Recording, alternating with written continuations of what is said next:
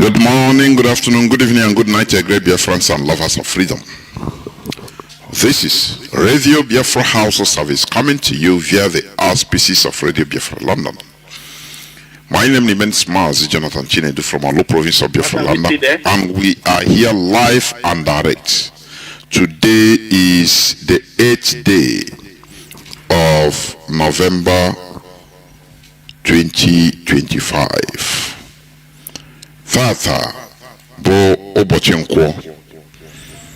Therefore, I invite everybody, I invite Biafrans and lovers of freedom from all walks of life in order to invite their friends and well-wishers, even their siblings and enemies, please, to draw nearer to their listening devices because the hour has come. Today, all of us know the program. Therefore, without taking any much time, I will hand over the microphone to Mazi Chinasa Nworu in order to start by addressing us and telling us what we should know. Please. Mazi, please, over to you. Can you hear me?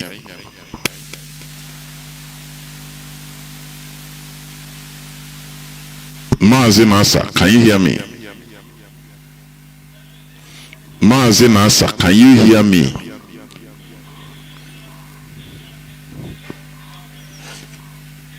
Mazi Nasa.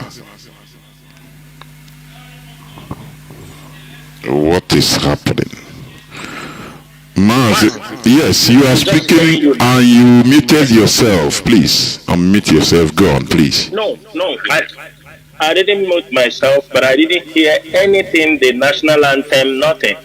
Okay, go on. It's okay now. Go on. Okay. Dear friends and all the lovers of freedom, good evening from here, good morning and good night, good afternoon for those of you living in all parts of the world. My name is Mazi Chinasa Nworu. Mazi Chinasa Nworu served the indigenous people of Biafra as a member of the Directorate of State, and I come from Obingwa. Obingwa is in Aba province. Today, I have come onto this Radio Biafra. Today's date is 8th of November 2025.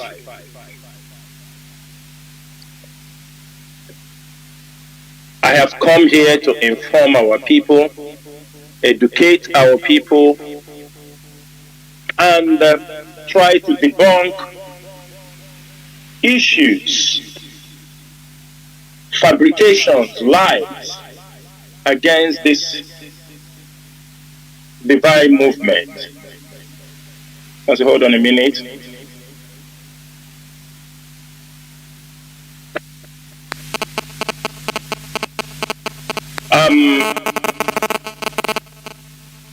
As every one of us know what is happening in Nigeria presently, and also the tension brewing up within our region, there is a need to speak to our people, and that is why I'm here tonight. This is also a clarion call for people to wake up. People must wake up, our people must wake up for what is about to come. There is something people have to know. When there are serious issues like what is happening in Nigeria now, what the government will do, or what the government normally does, is they will try to calm the tension, to avoid exodus of people from one region to another, to avoid food hoarding, scarcity of goods and services, in order not to insert fear in the public. But the reality is this: something very serious is going to happen in Nigeria. And in any way, the indigenous people of Biafra, our duty is to protect our people, protect our region. And we must be consistent in whatever we are doing. We have come a very long way. IPOB have learned a lot on this journey, especially those who have been able to endure, who are determined to make sure Biafra is restored. Not those who speak from both sides of their mouth any moment they need some fund, or any moment fund slips into their pocket. The IPOB leadership have been very consistent in what they are doing. We have been very, very determined. Like before this program started, I heard where Gumi was saying that the bandits, the Fulani terrorists, they're always open for discussion. When you speak to them, they listen. But IPOB doesn't listen. They just want only that separation from Nigeria. I think some of you heard it at the beginning of this place. Disintegration of Nigeria is our target. That is why all of us are here. That is why Mazi Jonathan called us. And we all wake up from all parts of the world. It is a divine mission, because it is impossible. The time we came at the right time. We came when social media was taking place, and we have taken advantage of the social media to advance the cause for the restoration of Biafra.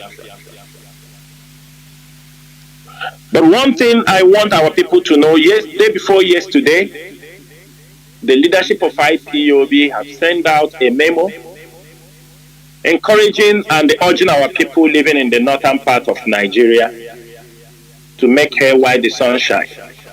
This is not the first time we are calling our people to return home. This is not the first time we are making such statements. Continuously, we have made this call.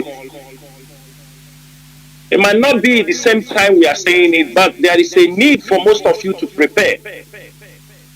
It is not going to be business as usual.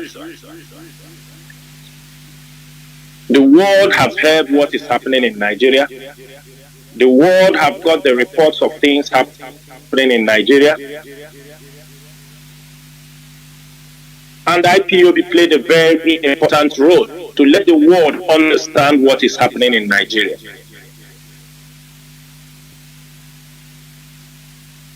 Since after the rendition of Mazi Jonathan, the moment the rendition Mazi Jonathan, I know, and IPOB worldwide, those who are still under the leadership of IPOB, we have maintained in a war strategy, which we know we are in a war situation with Nigeria. There is no permanent strategy. Your strategy must be flexible. You don't apply a strategy twice so that the enemies will not decode you and give you a devastating blow on that strategy. That is why when Mazi Jonathan was rendition, we pull up the sit-at-home strategy to make sure that it's brought to court. But along the line, it was bastardized.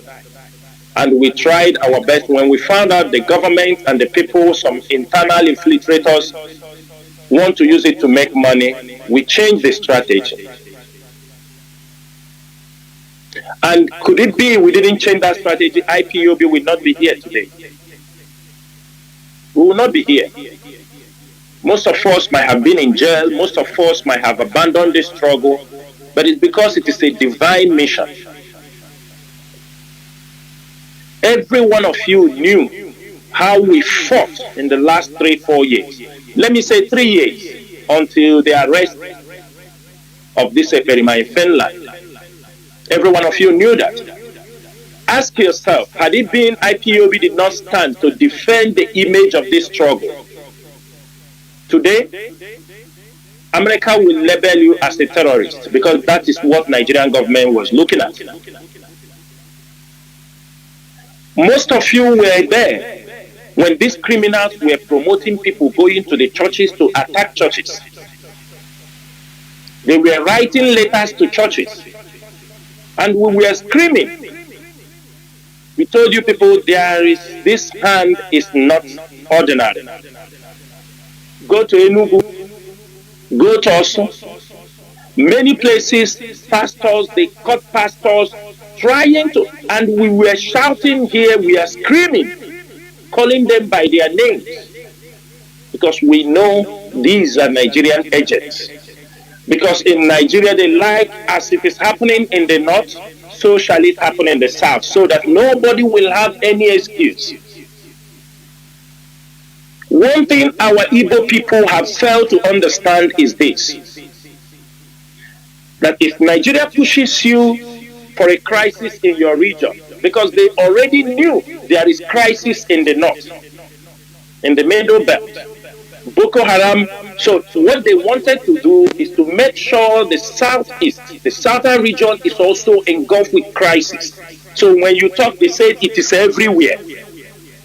Crisis is everywhere. They want it everywhere. They want crisis all over in Nigeria, because this is their business. It's a multi-billion business for them. And many of us fail to understand that when there are crises, when there is any crisis in Nigeria, happening in the north, in the south, or in the west and the east, the west and the north, they will team up together. And they will intensify their propaganda on the southeast. Anytime there is crisis in Nigeria, the north and the west, they team together to make sure the southeast will never breathe. To make sure, because they know the way we think. They know we are not highly disciplined and sophisticated. The moment they start the propaganda, most of you picks your bag, you start to blame your brother. Most of you have never come home for over 20 years. You have never invested in Biafra land. You have never done anything in Biafra land. But the moment Mazi Jonathan was rendition, the crimes started in the southeast, in our region. You see them speaking loud. I would have invested billions in Biafra land in that region. It is because of IPOB. That is why I cannot invest. But the person saying this have never before the coming of IPOB done anything in Biafra land. The person who is in Lagos talking this nonsense just have a home he built in his father's compound and he walks away. The governors who were not building roads for all these years, imagine how Abba was looking for. But all the whole blame was given on IPOB. It is IPOB that caused we don't invest in Biafra land. It is because of IPOB the kidnapping happening, but there is nothing that concerns IPOB with them not trying to invest at home. The roads in Abia State have not been built for over 20-something years. And the people fail to understand it is this agitation that have pushed most of these governors. When they came in, they know there is no excuse. They know there are people who will call them out. At least we punched their little conscience. And they started to walk. Today, Aba is a place people can go and live. Aba is a place people are relocating. Enugu is a place people are talking about. Anambra, even in Imo State, people are even opening their eyes. Before it was business as usual. This is what IPOB have brought to the Eastern region. We know it's very difficult to educate the people, to create awareness. IPOB came, we start to talk about things, the unity of our people.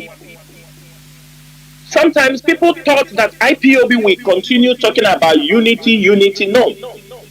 When we raise the awareness, the need for our people, Mazi Jonathan started the awareness. Everybody, we queued in, and the IPOB continued to create this awareness. And along the line, people pick that topic. There are many Igbo people who have picked up that knowledge, picked up that they became bold enough. Because you don't expect IPOB to do everything. IPOB is an institution. We enact policies, we try to bring changes in our place. When IPOB started to preach, talk about Ikwere people, who they are, and Nyoma Ebanke people. When Mazi Jonathan gave his palliatives, he never denied any one of them. He gave palliatives during the COVID up till Ebanke. When IPOB leadership was distributing crops last year to encourage people, 275 local governments down to Mbake, down to Cross River, we distributed all these things everywhere. We never count anyone out. We know our people. We distributed in Benua, in Kogi, the Igbo communities, in all those regions. And along the line we are doing this thing, there are young people, there are people whom what IPOB is doing have given them the courage. Today, they have gone very far, preaching the unity of our region. From Ebanke to Anioma, to Ikwere land, to Popo, the message are moving. The gospel is spreading. Sometimes it is not in this leadership, it is not in our making to come up to, because we have not gotten to the destination to take credit of anything. But everybody who have played one role or the other, trying to make peace and bring the region together, all started from IPOB.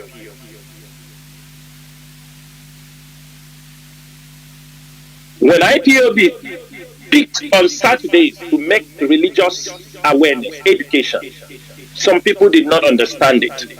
But today, that awareness, that teaching, because you have to touch certain things.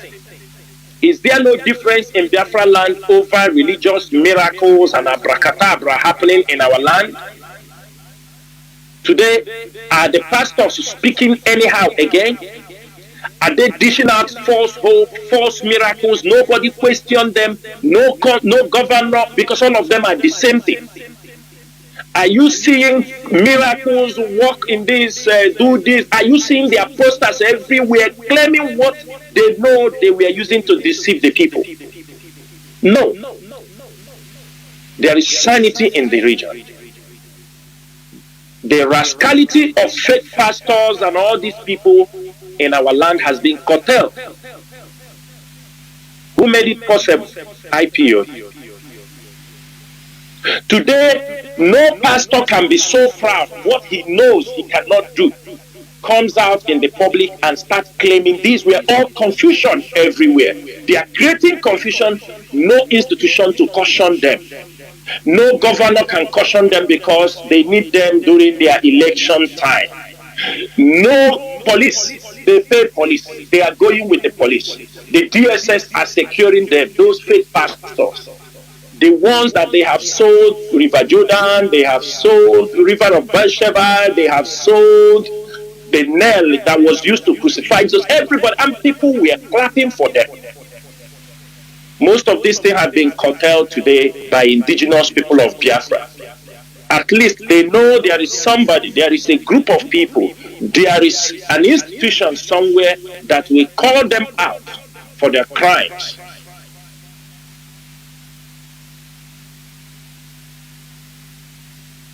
When these issues were going on, nobody will doubt there are no controversies. There will be controversies. You will be bullied. You will be called names. But at the end of the day, the results are showing. Today in Anambra, did any one of you heard anything about election because we have made sure we found out that these people love crisis. And what they are all waiting for is just for IPOB to make a statement. A statement that we use to unleash terror in our region. And that is what IPOB leadership have denied them this period. Because that is why you found them, they are looking for somebody. When Mazi Jonathan Chinedu was rendition, they're looking for somebody who will state up crisis, who will come and they say there will be no election, nobody will do this. And we have done our due diligence. We found out that all these things they used to trigger want IPOB to say something is so that they can use on that cover, unleash heavy violence in our place. That is why you see Soludo last time is trying to call out the IG of police, trying to threaten IPOB when IPOB did not say anything, when IPOB is not even interested in their election. They are trying to stir a problem. Many of you today did not know that Anambra have held their election. So far, nobody has been recorded killed. So far, nobody has been recorded beaten. Of course, buying of votes is normal, but in the previous election, days before this election, they will set out to assassinate their own political opponents. They will kill, and everywhere IPOB, so that people will continue to say, we don't want this IPOB.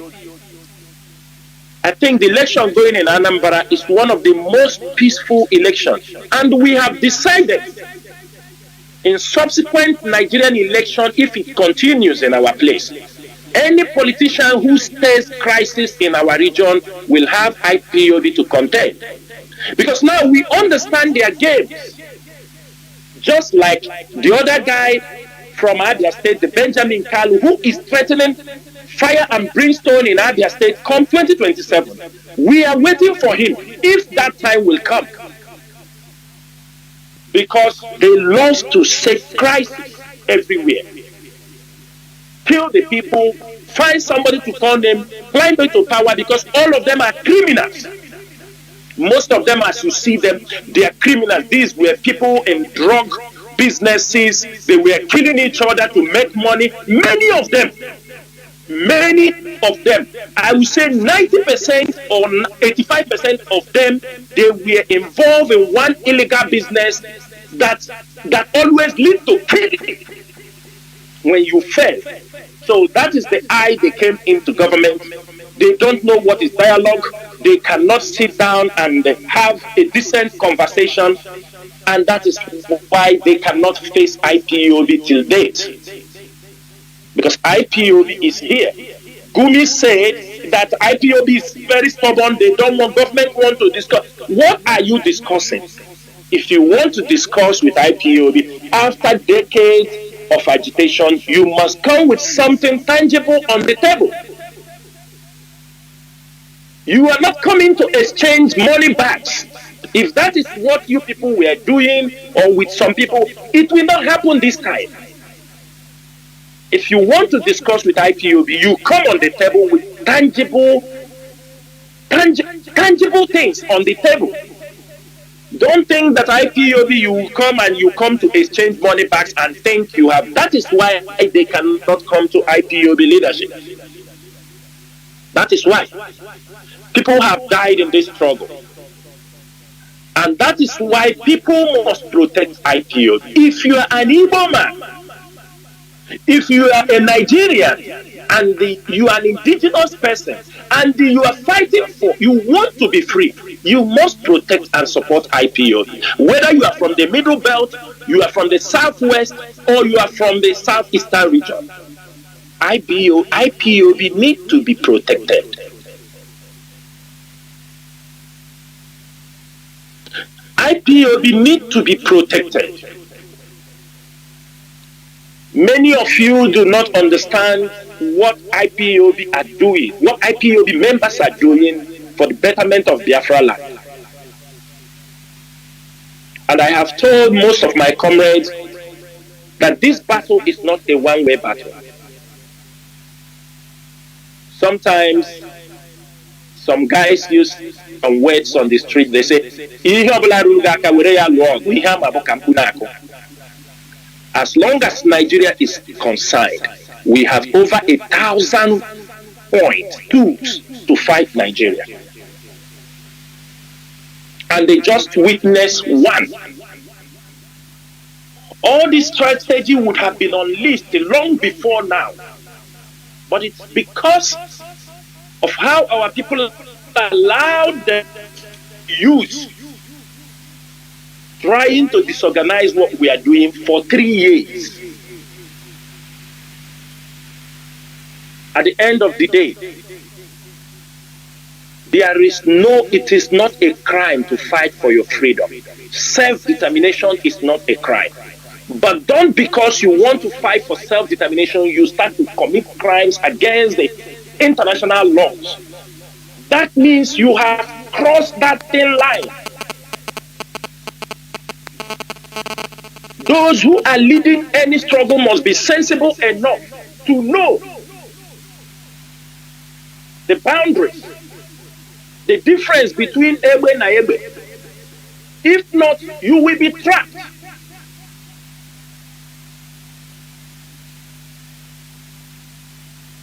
For the past 3 years, people thought that it is coming, you threaten somebody, that it is not going to do that. They come out, they talk, they shout, it is not going to offer you. Even if it was working for you at a certain point, when it gets to a certain stage, you change the strategy. After studying and seeing the kind of result your actions are getting you on the table, you change your strategy. That is why IPOB need to be protected. The voice of our people lies in indigenous people of Biafra under the leadership of Mazi Nnamdi Kanu. The voice of our people, you can believe that after these 3 years, that IPOB is still existing. Most of you heard Erufai when he came to Owerri. He said IPOB had been defeated.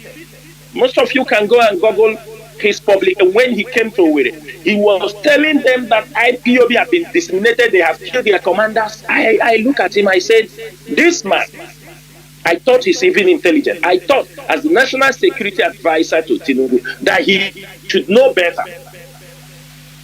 That he is fighting people with an ideology. People that have remained in this battle since 1967 till date. And he jumped into conclusion that he have defeated IPOB. I am very sure today he have retreated those words.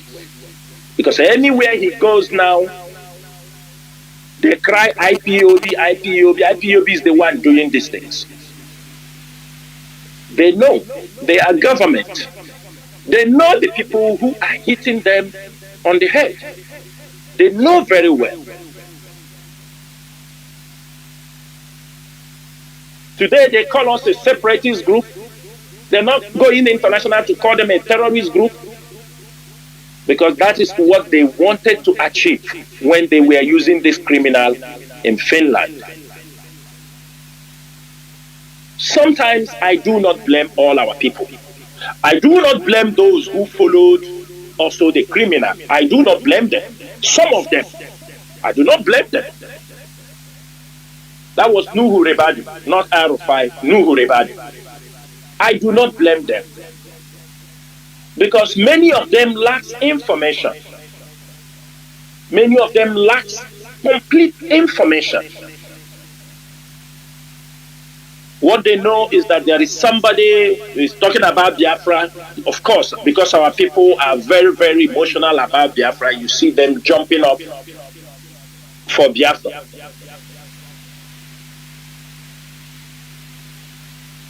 And I can categorically tell you people that to be in the leadership of this great movement, it is not easy. It is not easy. If you see how some of us operate. We have no plan B. Because the moment you have a plan B, that means you have diluted all your hard work. People like me or many other hardcores in this struggle, we have no plan B. It's only this plan, restoration of Biafra. That's why we know the importance of social media. And we are using it the right way, irrespective of the social media trying to stop us, trying to bar our accounts so that people cannot have access to our account. These are all these things to slow us, and we are not doing this thing just nobody paid us. We bring money from our pocket to support other people, to tell them, ride on, don't get tired.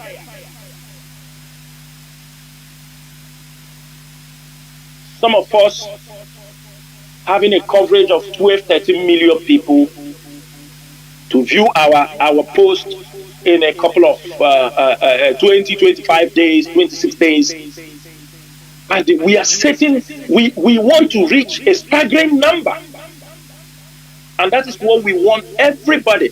When we are able to disseminate our information, the world will understand. The world will know. Sometimes we have written letters for many years to many government institutions, government authorities. They can't claim they have not seen our letters or petitions or what we are agitating for. But this period is a different period in this struggle. The Igbo people used to say, I think our consistency, nature is about to reward this movement. This struggle is getting the attention it needed.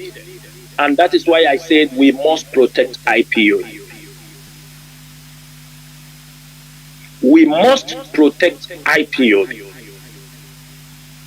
And I'm using this opportunity to call all Biafrans. Rise up and support this movement. Are you an Igbo? Igbos in diaspora. Some of you, we look at you, we laugh. Let me say it. You may doubt it, or I will reiterate it here. Unless I am not alive, or some members of IPOB leadership are not alive. Most of you in diaspora are so wicked and mean and selfish that you have failed to support this movement. You have failed to support this movement thinking that all is the way you are thinking it. And I can promise you the table will definitely turn around. And I will say it this evening. You can continue to fight that Biafra will not come.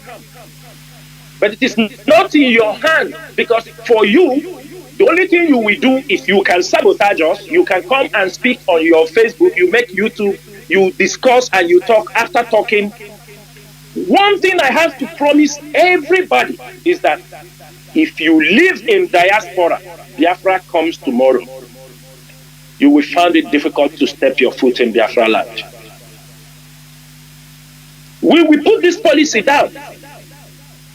And it is very simple. Some will tell you, how you tell me don't to return to my fatherland. When time comes, that Nigerian passport you are holding, that European passport you are holding, they will tell you you cannot land in the Biafran territory without authorization from the Ministry of Interior or the Interior Department.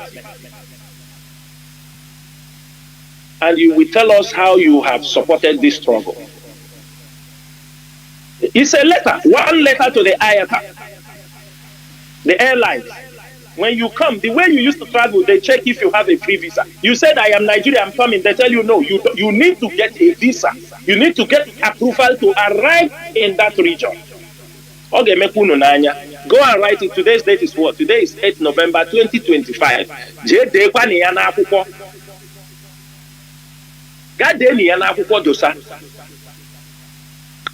Because most of you don't follow how things happen. In our present, South Sudan in 2011, when they become, it's just one single letter. They write it to the airlines. Anybody holding Nigerian passport without getting a visa process from home will not be. Nobody will pick you from where you are. Talk less of to land.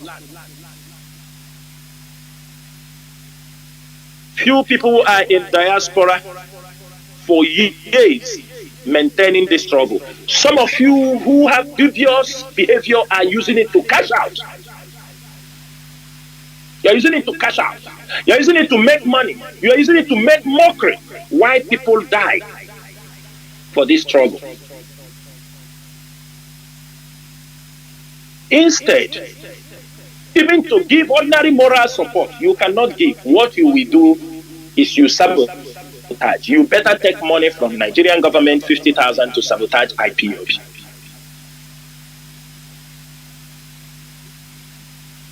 And this is a call for some of you. If you have not been supporting IPOB, you wake up, support IPOB, support the Eastern Security Network, because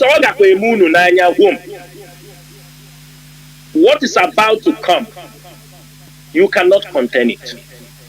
With this behavior all of you have, if anything happens, all of you will take your bag. Every one of you will start running away. Running away. Just look at what was happening in Olo these 4 years. Some of you have given excuse why they run away. And as I can tell you, there are people who left their village for 5 years now, for 6 years now. Just they left their village, moved to Lagos, or left their village, moved to Port Harcourt. They are still in that region, but for 4 or 5 years, they haven't returned to their homes. They haven't returned. And if things don't get better, they would never return.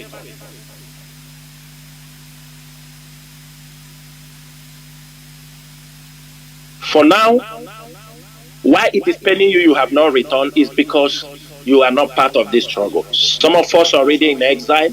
We are not in exile that we want it, but that is the sacrifice we can do. And we are not the first people who are in exile. Being in exile is synonymous with freedom fighting until we get what we are looking for. Biafrans and all the lovers of freedom, in this particular moment, at this stage, Biafran land needs to be protected. I have said this thing on Radio Biafra before. Every community should monitor if you have waterways in your communities. Clear these waterways. Monitor these waterways. It's very, very important. In the communities, monitor your waterways. Monitor the routes of the high tension. If you have the electricity high tension that crosses in your area, monitor these routes, because that is the route of these jihadists and the Fulani herdsmen. For example, when they attack, they want to return back. Maybe when they are being busted, sometimes immediately they get that high tension, bam. It is a one-way route for them back to the north, because they don't know our place very well. Every community must make sure that there is local vigilante in their place. But let me say it. Some of our youth are very stupid that the politicians will come together just to use you people.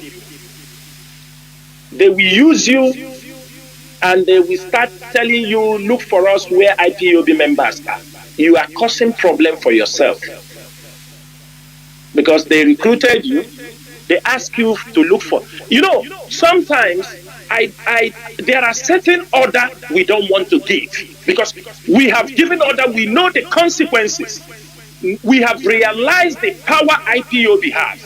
That is why we are very careful before we... You know, some of these people who stay on social media to talk past IPOB abuse the leadership of this IPOB, abuse Mazi Nnamdi Kanu. You know, one thing they fail to understand is this, that we can come on the radio under the authority of IPOB leadership. We declare you wanted in any country where you are. You cannot walk in the midst of our people any longer. We can make your life miserable. That is what some people don't understand. But we believe, you know, some people allow them so that it doesn't be that IPOB shutting people down. They say they are afraid. If you are speaking where our people are, we find out that really we need to take care of you. We will come and announce, the moment say, we will come and announce certain things on your head. You will not walk freely any longer. You will be hiding all your life. But we don't misuse this power. We're not going to misuse it because somebody says something against me or somebody says something against the leadership. Because when you give that order, something happens. The person lost his life. What happens next? Because he talked, because he criticized you, because he said something against you. People don't know how dangerous this mission is. It's a very dangerous mission. That's why I urge every IPOB member to be very careful. Even if you leave IPOB, my brother, keep your mouth. Nigeria cannot protect you. If IPOB come for you, the Nigeria will not protect you. Secondly, if you are going to impress Nigeria, Nigeria will never trust you. It's just a matter of time. Let them use you. At a point, they will tell you, they will call you names. They need you now. Because by next year, I'm saying it here, there are many other people in this struggle that will come out openly to oppose this struggle because of their greed, financial greed, what they want, because for them it's all about money. By next year, the fight will be very severe, because if Nigeria succeed in this battle they are preparing to come for IPOB, and we are waiting gallantly. We are waiting gallantly for them. They are making inward into our place. They are planning how to launch attacks against our people.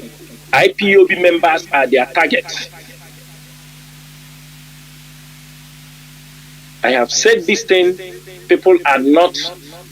You know, one thing is that we, the leadership, can tell you some people, when they cut people, some people, stupid people, they keep silent. They don't want anybody, because so that people will not know this person has been caught. Maybe they deceive the person, that person caught. But in IPOB leadership, there is no way.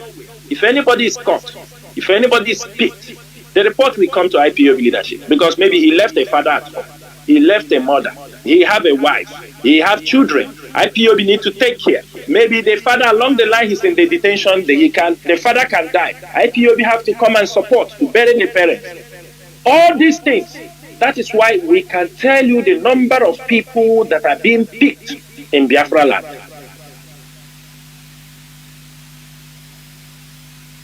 That is why we say protect IPOB, because it is IPOB that will protect your people.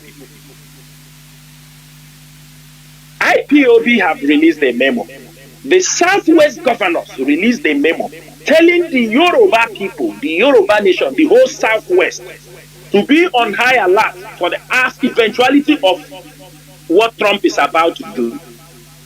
Did any governor, any of the governors, the governors in the Southeast even come together to make any announcement? No. Instead, it is that one Bafo, Soludo, who is coming to tell us Christians killing Christians, which has nothing to do with the matter that was on this burning fire matter. It is Christian killing Christian. We are talking about genocide, an Islamist trying destroying churches. These criminals, are they attacking churches? These are normal criminals. We are talking about a mission jihadists that are coming because he wants to deflect attention. He wants to deflect attention. IPOB have given most of these politicians time because it's always good to give people the opportunity to change from their ways, or when somebody is not even caring for you, but you are looking to find the person, we are giving them time. Because if IPOB react, they know it can be dangerous. If IPOB react, they can't walk on the street, they will be stoned on the street. If IPOB react, they cannot attend any ceremony. If IPOB react, their families will be in danger. If IPOB react, they will be hiding. The bulletproof car will not be enough again for them. They will be using bulletproof and they will be hiding. That is why, because we know the power of IPOB, we know that if IPOB gives a command, something will happen. Don't doubt us. If you want to doubt us, that is for your own stupidity. That is why we told you sometimes we have grown to be a state actor. If you like or not, it's up to you. It is only IPOB that can give an order. It is respected in the whole region. Soludo can give order only in Anambra, and if we want to counter him, we counter him. But he can't give order the whole of Biafran land. Hope Uzodinma can give order within Imo State, run around, but he can't give order the whole of Biafran land. Likewise, Mba, their powers are limited to their states. They can't even come together. Only IPOB can do these things. And we have shown them that we are not after them. We want the development of our place. But you don't see them reciprocating. They're trying to make, that is, you see them fermenting, putting propagandas up and down. They come up, every day they come on the newspaper, IPOB Sepaha, IPOB Asegeha. IPOB Sepaha, IPOB Asegeha. Who are you really fighting? If you want to fight, pick somebody you want to fight. If it's Chinasa Nworu, say it is Chinasa Nworu. Because you are fighting millions of people. You are fighting people that are living all around the world. That they can make your life miserable. That's the people you're fighting. Therefore, fellow Biafrans, what is about to happen in Nigeria, you and me will not have full control over it. The Nigerian government will not have control over it. The politicians will not have. It's only IPOB that may have a certain power to control certain things that we have in Biafra land. Our borders need to be protected. Remember, as this problem is happening, there are some people whom have joined these terrorists. As this order has come, Chad have closed their border. Some of them will be now moving down to the south, entering into the society because they know what is about to come. Today, ISIS have responded to Trump, telling him that this war they are in. Most of you should not neglect all these threats. Most of you should not see these threats and what is happening now as a merry talk. It really saddens my heart that you will always see our people. Our people are those they can use. Look at the BBC disinformation unit. The same people in 2023 that run a documentary against IPOB. I could remember those days they sent me an email asking me to clarify certain things, and they gave me 72 hours to do those clarifications. But in less than 48 hours, they sent me that email. That email didn't last for 24 hours. They released their documentary and claimed that they tried to reach me, that I did not respond. The same disinformation unit, they are out there again. And what pains me so much is that who are they using for this? Who are they using? Nigerians, 2 Igbos, 1 Yoruba, and they are all Christians. That's the people they are using. 2 Igbos, Igbo girls, 2 Igbo girls, Chiamaka Enendro, Ijoma Ndukwe, and the Yoruba girl, Olarunke Alo.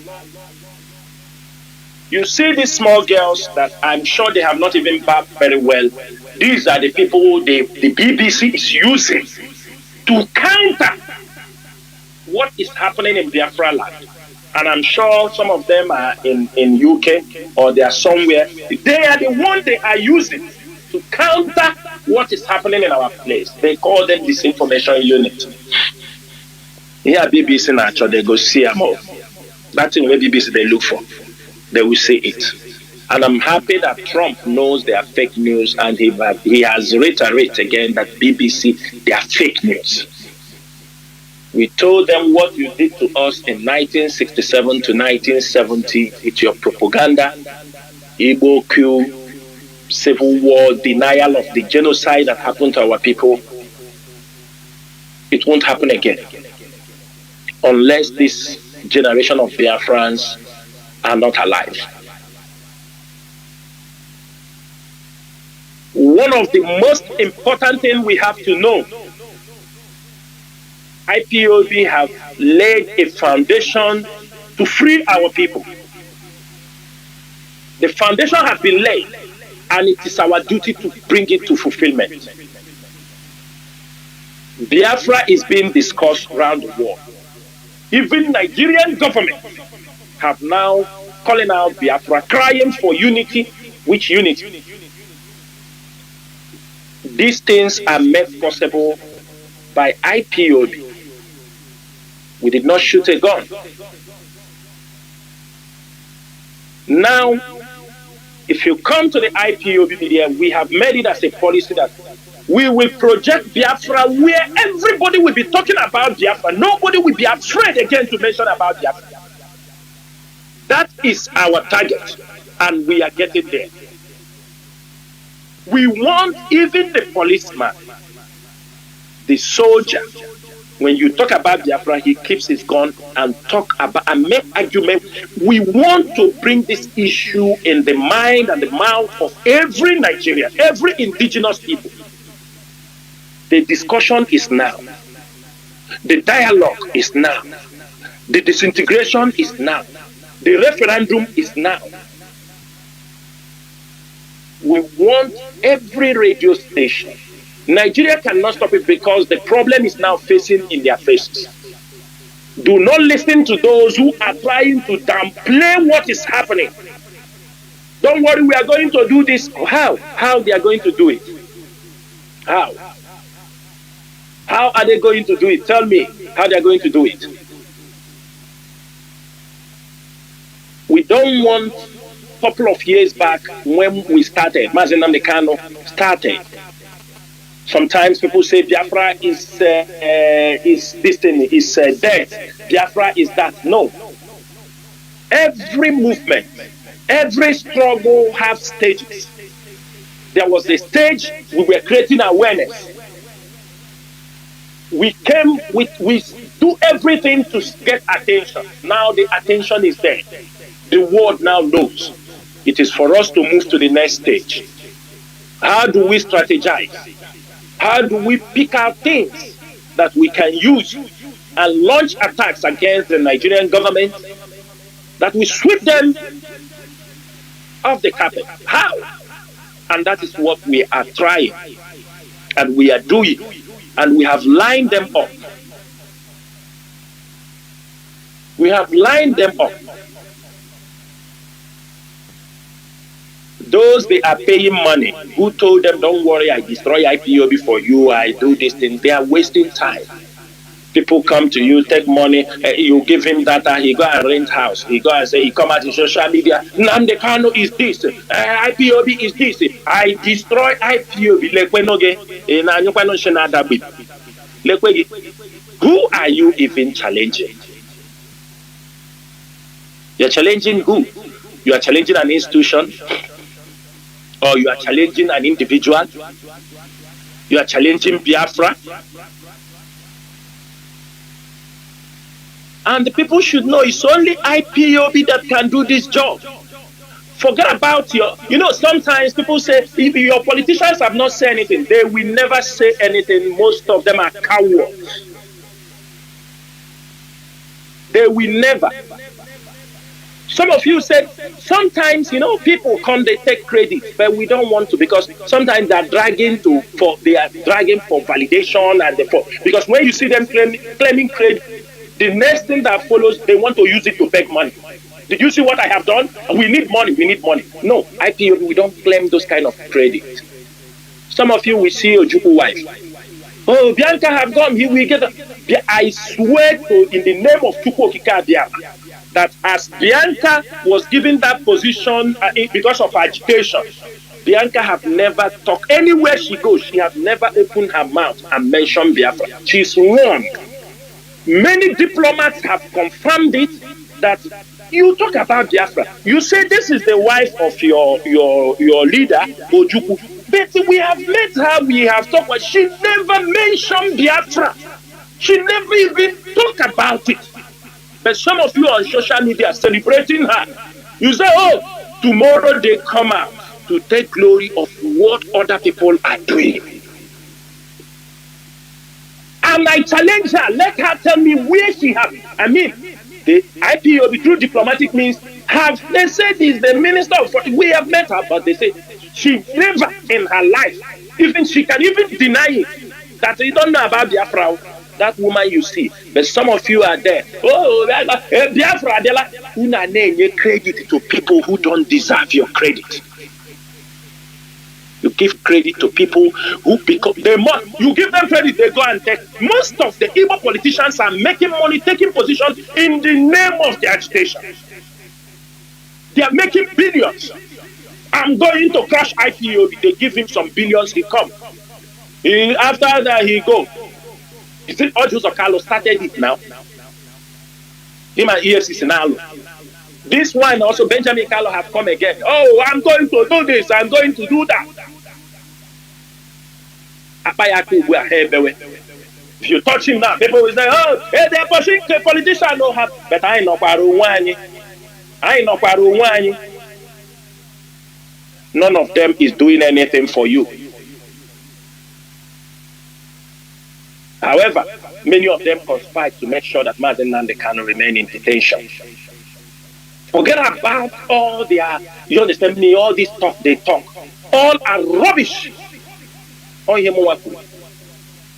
of them want Mazi Nnamdi Kanu outside. Because for them, some of them are making money. Some of them, because of the Biafra cause, it gave people like Hope Uzodinma access to Tinubu inside his bedroom. He gave Hope Uzodinma them access into the Sultan of Sokoto palace any moment.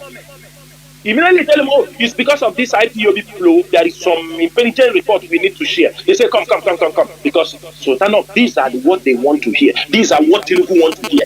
The IPOB, the name IPOB opened doors for these politicians to see in Southeast. They only need to lie. But there is this IPO people, they are giving me problems. There is some intelligence report I get from Nnamdi Kanu and all their men. These guys are determined to divide. They say, come, I have it. Immediately, to give them express into the Asuro. Even if they need to see him in 1 week, they give them immediately. Sultan of Sokoto, the same thing. Emeka for them. They didn't start it today now. Because is it not because of Biafra he gathered people they go to Sokoto to go and meet Sultan of Sokoto, and they still continue going. Every one of them going. It's IPOB is their matter. It's what they use and gain access. You know, people, most of our people go on the 419. Is it I know so? Most of our people, we know how they wayo. Many of them are wayo people. They are wayo people. So they now enter the corridors of power. Imagine some of us. You heard in the newspaper the other day, they talk about handover. Some of you say handover, oh, these are billionaires, but they take 400 million from somebody to give him NDDC position, director for NDDC. When they couldn't give the person is asking for the money. Of recent, they went and returned. Upon you have the money, look at the kind of things people who will be your leader are involved into. These are the kind of things they are involved.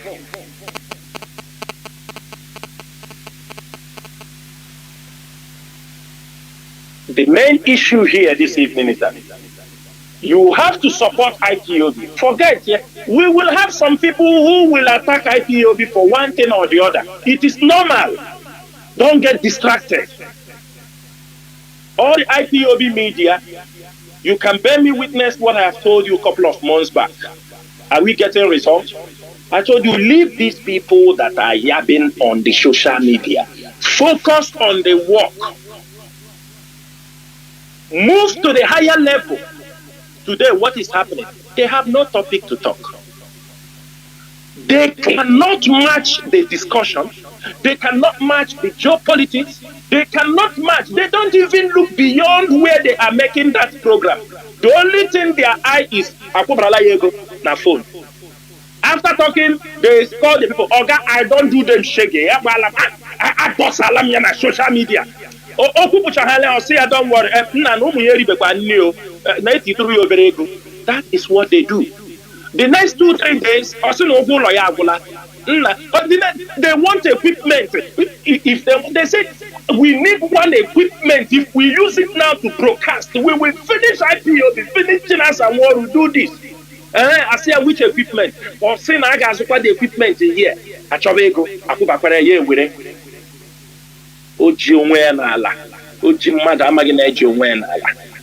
And they come out, you expect me to discuss them. You expect IPO media when we put our data to do the main work. We go to do those kind of jobs. Most of you who listen to our instructions from January, after Ebrima was caught, from July when the Uromi attack happened, are you not seeing the difference? Are you people not seeing the difference? Are you not seeing the table have turned around from the Uromi attack? Have you not seen the difference? I have told you people, as long as Nigeria is built by the British, they build it in crisis. They want crisis always. We must not allow our place to be the center where crisis will be built. We will take the crisis. When we say we go offensive, we are going there, not with bullets and guns, but we are going there with our message. The moment we tell the Hausa people to rise up, we encourage them. We say it's time to rise up. Challenge these people. Confront them. They are destroying your name. They come in the east, they stay answering Hausa Fulani. They are killing you. Do you think you are running where? Go and confront them. Today, the Hausa is confronting the Fulani head on. And the Yoruba is somewhere destroying the Igbos. Why the Fulanis are coming down? Like Kurua or most terrorists, they are invading. Their problem is the Igbos. And for our Igbo brothers who are in Lagos, let me tell you people one thing. I can make Ijibrom mad. But most of you will come back home. There are many ways you will come. As Yoruba is attacking you, there are people who will never remain. The government will put policies that will kick some of you. Buru, that one, Luche, have it in the back of your mind. Forget about when they destroy your shops. Peter Obi will come and walk and talk to you. Did he build the shop back for you? Do they pay you insurance for your goods that was destroyed? They just come and talk to you with a baribe them. They come. This, you understand me? Walk around and tell you we will see. Oh, when Peter Obi, they destroy his businesses. What over ₦1 billion in Lagos or Meregeni? He can't do anything. If he talks too much, they may pay him. Landmark, over $30 million. Or spare parts. You think they care? You think they care? They destroy your goods if they really want. When Peter Obi and his entourage, they come, they will fight for Lagos State to pay you people some compensation, even if they want you to relocate. We are living in a country where if they want you to leave a building, 6 months you don't pay rent. If you are living in a country like the countries we are living, they want to destroy this building. 6 months you won't pay rent. They will tell you, you will live here 6 months. After 6 months, you find your way. If you have a business, they will tell you you won't pay for 6 months or even 1 year, and they will pay you some compensation for destroying your business. Some people rake $50,000 depending the size of your business. While at home, you will be in the church. Somebody will take bulldozer and come and rake your businesses, push it down. And somebody will come from Abuja, come to walk around. Don't worry, we have come. They talk. At the end of the day, even if they settle 1 or 2 people who are talking, they give him his money. Or Moibo, keep silent. They remaining to live. Every year, and I worry. If they destroy shop, they set shop on fire. They set from every angle, and you still staying there answering one Nigeria. In your primitive mind is that the Biafra region will never develop. But some of you don't even know that land have depreciated at home. Lands of 5 million, 6 million now are going for 20-something million. Many of you don't know. Time we reach, you can't even buy a land in Biafra land. They will tell you it's a place you cannot buy. You are in Lagos going to buy and develop Lagos State. Nobody asks you not to do business outside. But you can't, because you are doing business outside, you run down your own community. You run down your own place. Nothing is happening in Area. Problem will happen to shift business from one place to another.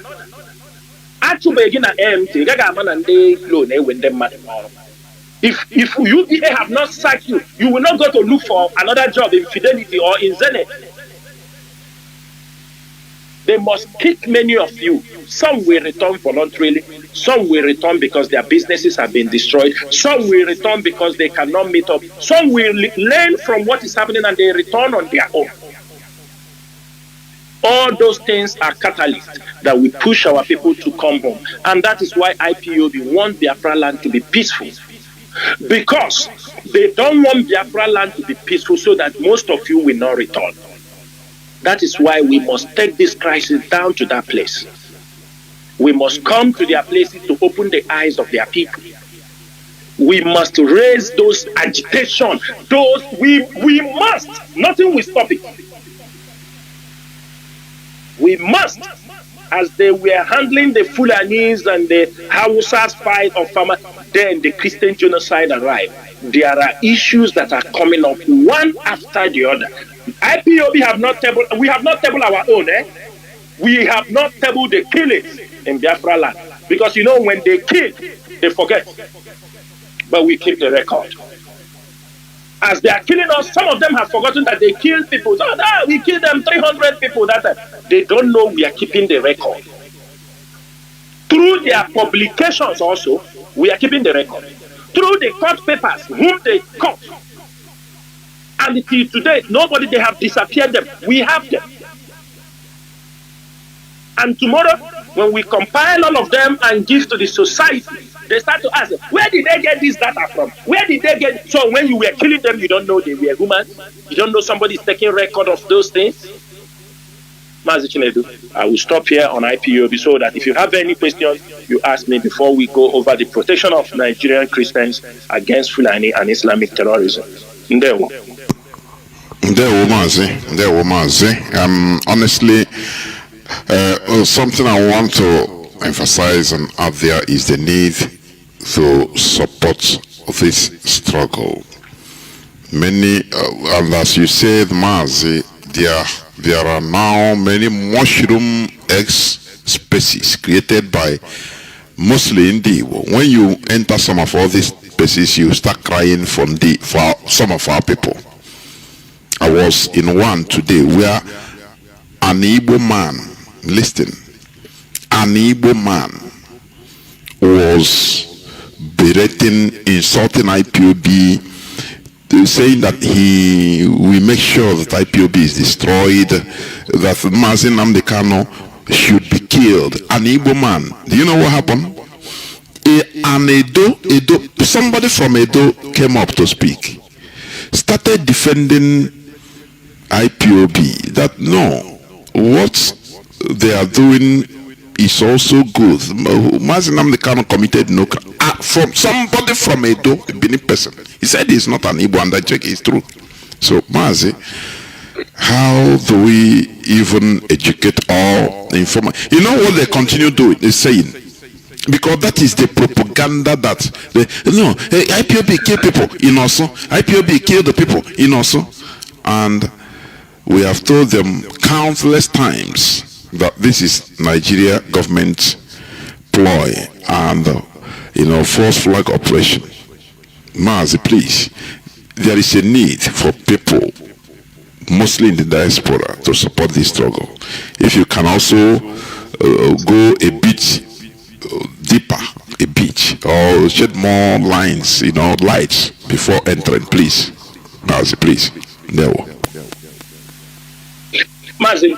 Mazi, this particular issue you have raised, how some of our people, the moment, that is how you have to know, the moment the issue of this Christian genocide came to the public, became a public discussion.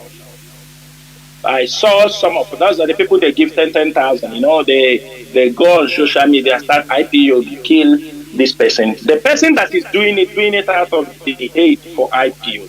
The question is that, who are you? Can you defeat IPOB? You're coming on our circle, on the social media.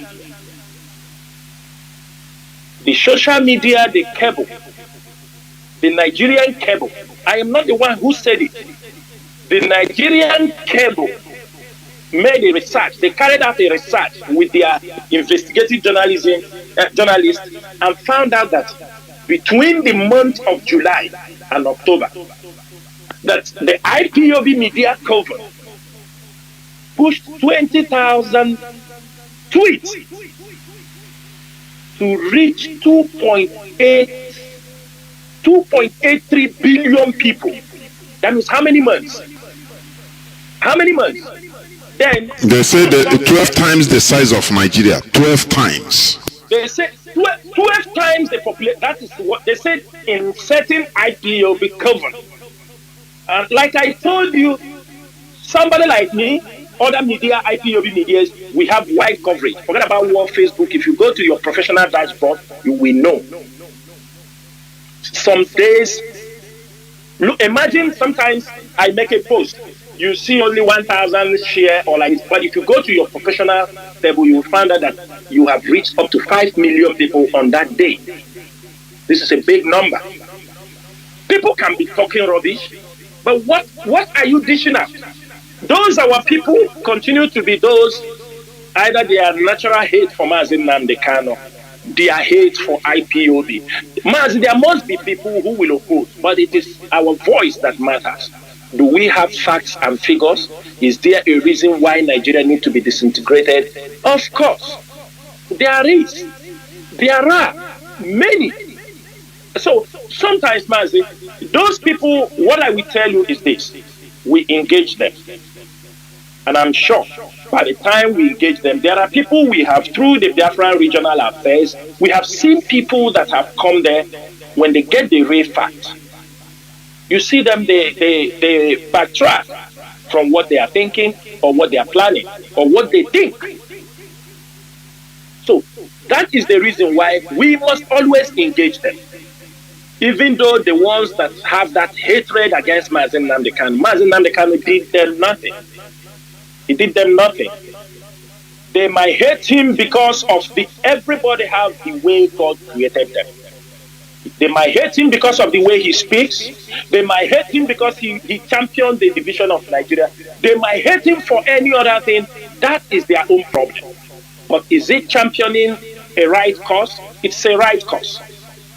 The liberation of Biafran people in Nigeria is a just cause. The world disappointed us in 1967 to 1970, and this time around, we are asking them to correct the mistakes they did during that time. And I'm sure this is the right time. That is why I said everybody must be. We will have opposition voices, but put in your mind what they are planning to do, Mazi. Put in your mind. I want you to understand what the politicians are doing. I want you to understand this. Mazi, hold on.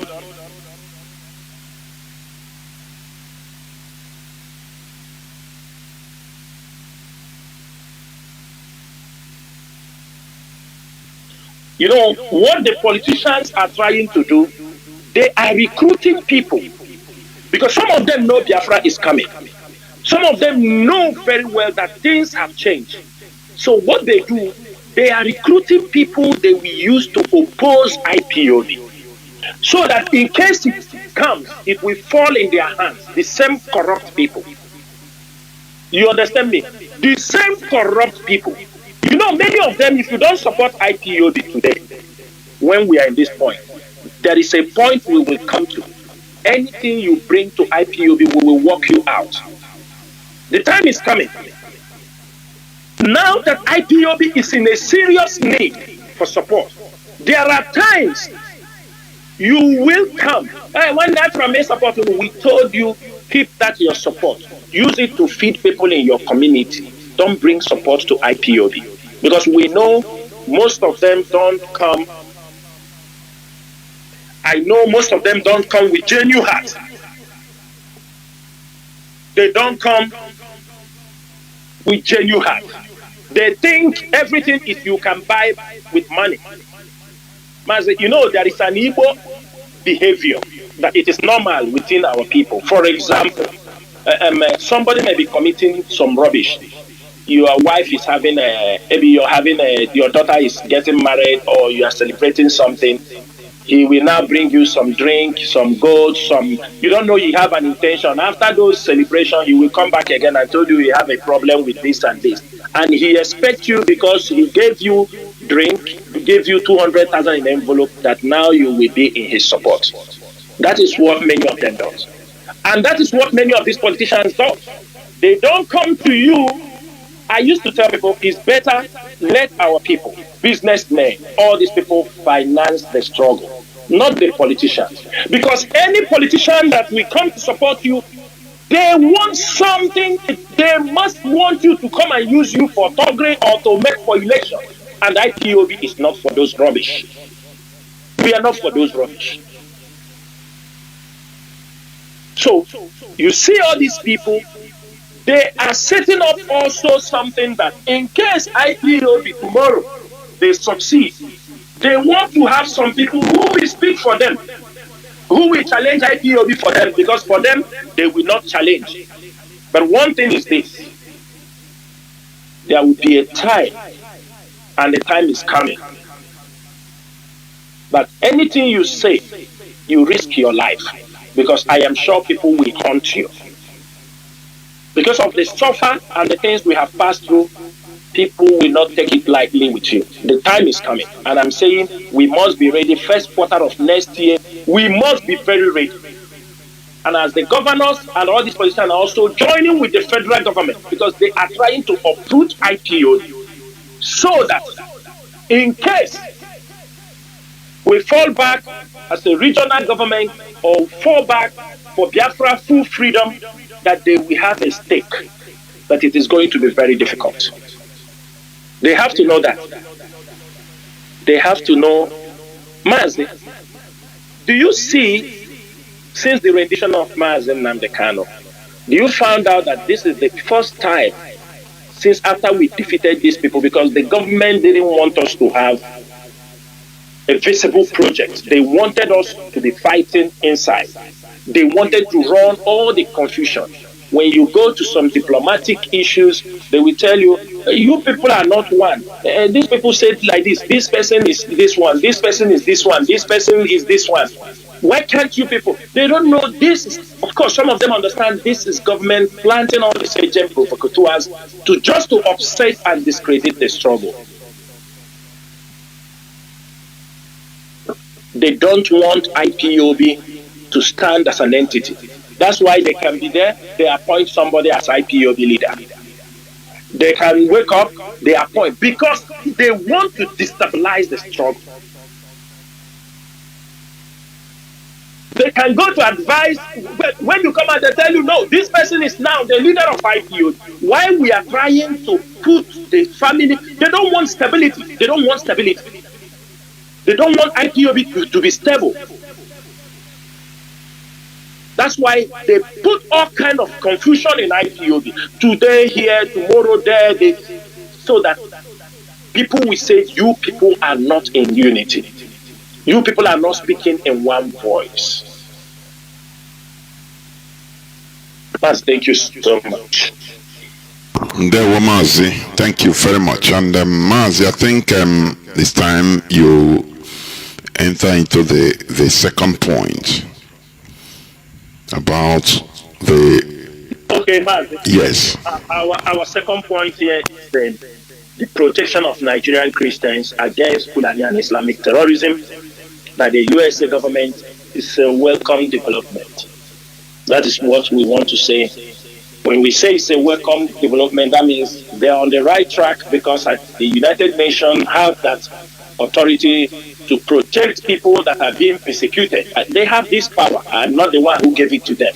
And with what have happened in Nigeria, why I want to discuss this topic this evening is because IPOB name has been mentioned on many international places, whether in a negative form or publicity is publicity. But I'm happy they know that IPOB is hitting them hard. From the diplomatic circle on dissemination of information, educating the world, they know that IPOB is doing a very great job. They know, and they cannot run away from our telescope. They cannot. Mazi, the issue, why I want to discuss this issue is because there are a lot of things that have been happening in Nigeria. Now, this issue is now in the American Congress. And you see people from all corners, everybody coming to talk. They're trying to put confusion everywhere. You see riffraffs. People that came yesterday, everybody wants to take glory that belongs to an institution that have established themselves very long time. They try to classify inter-society as this.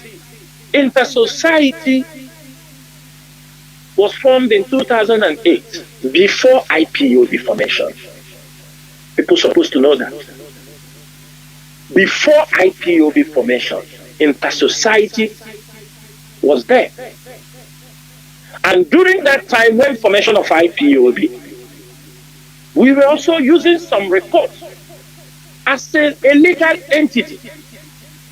They used to publish their reports on killings, genocide, killings in the north. At least for me, from 2017, I started to keep reports from inter-society. From 2017, officially. I have them in my email. The reports are there. From 2017, I'm talking when I officially start to document every report I will see inter-society release, I will keep it to myself. But inter-society report dates back to 2009, before formation of IPOB. And today, some people are running around. I am the one that made this. The government is calling the people. Yes, many people might have handed over this report in one place or the other, which IPOB did also. This report is not a hidden document. This report was handed over to American Embassy in Nigeria, was handed over to the Canadian Embassy in Nigeria, was handed over to the EU in Nigeria, was handed over to the UK government in Nigeria, their embassy. Are they denying it?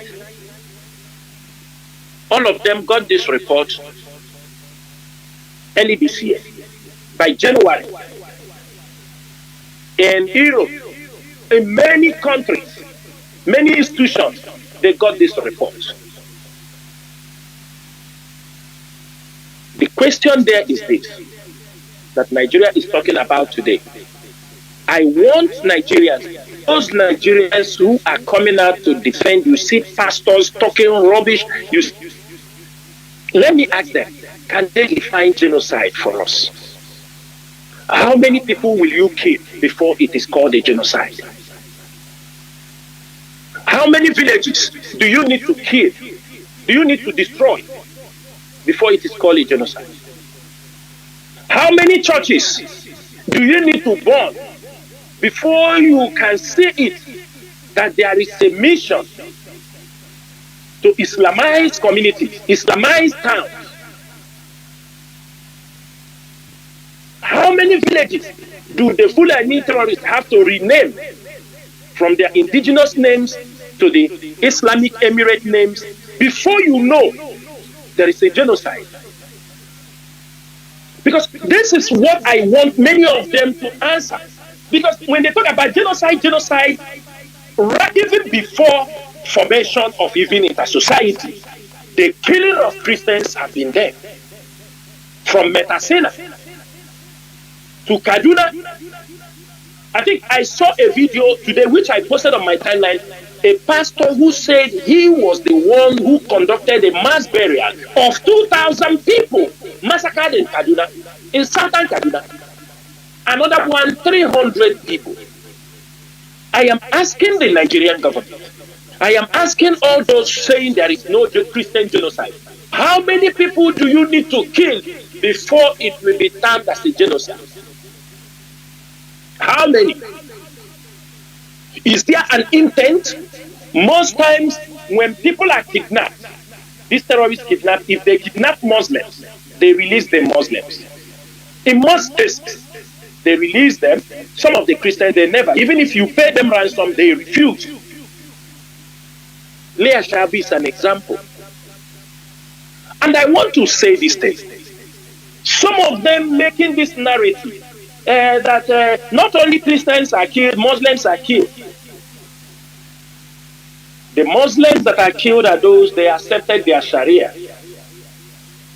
Those Muslims are being ruled under their Sharia law. So if they cut your hand, it is the law they accepted.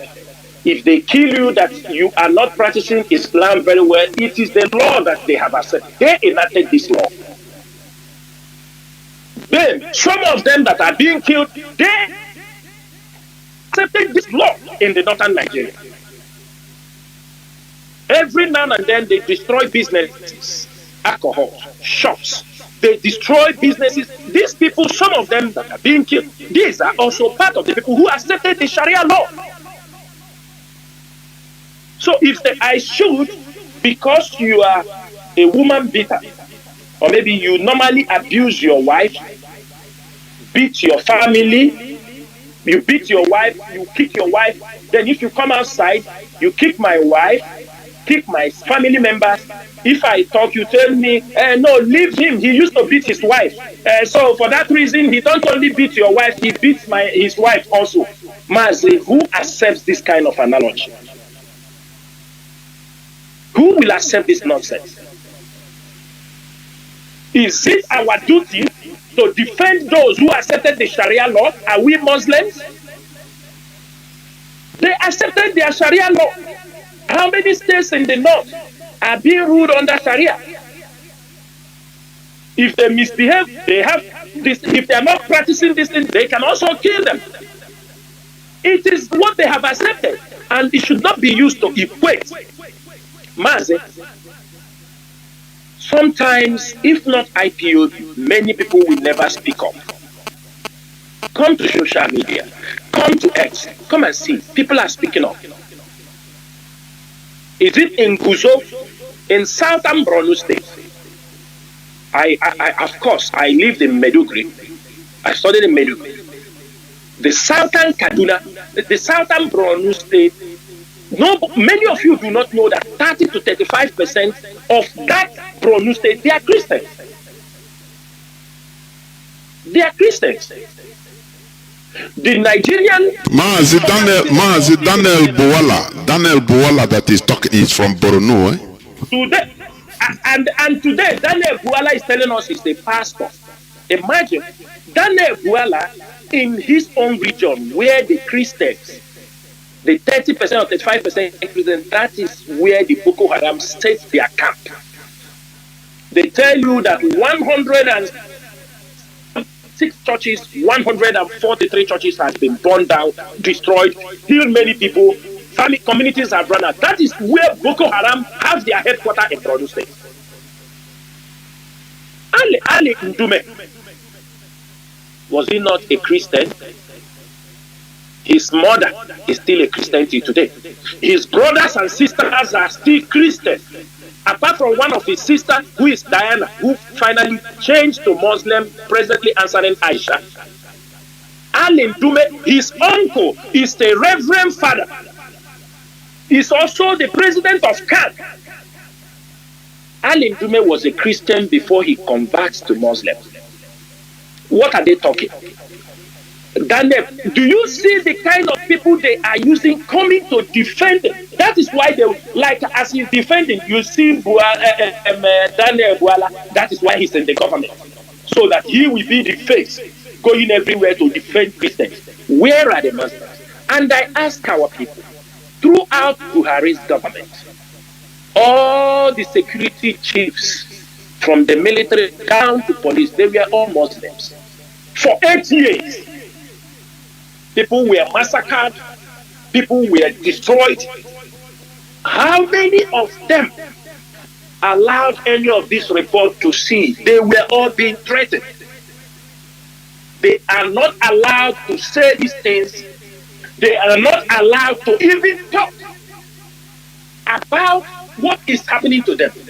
The military, all of them, they are in charge. Then this guy came up again. Tinubu have come. Everybody in his security, all those leading the whole security apparatus, they are all Muslims. Die-hard Muslims. Everybody was here when they welcomed this Indian preacher, Zakir Naik.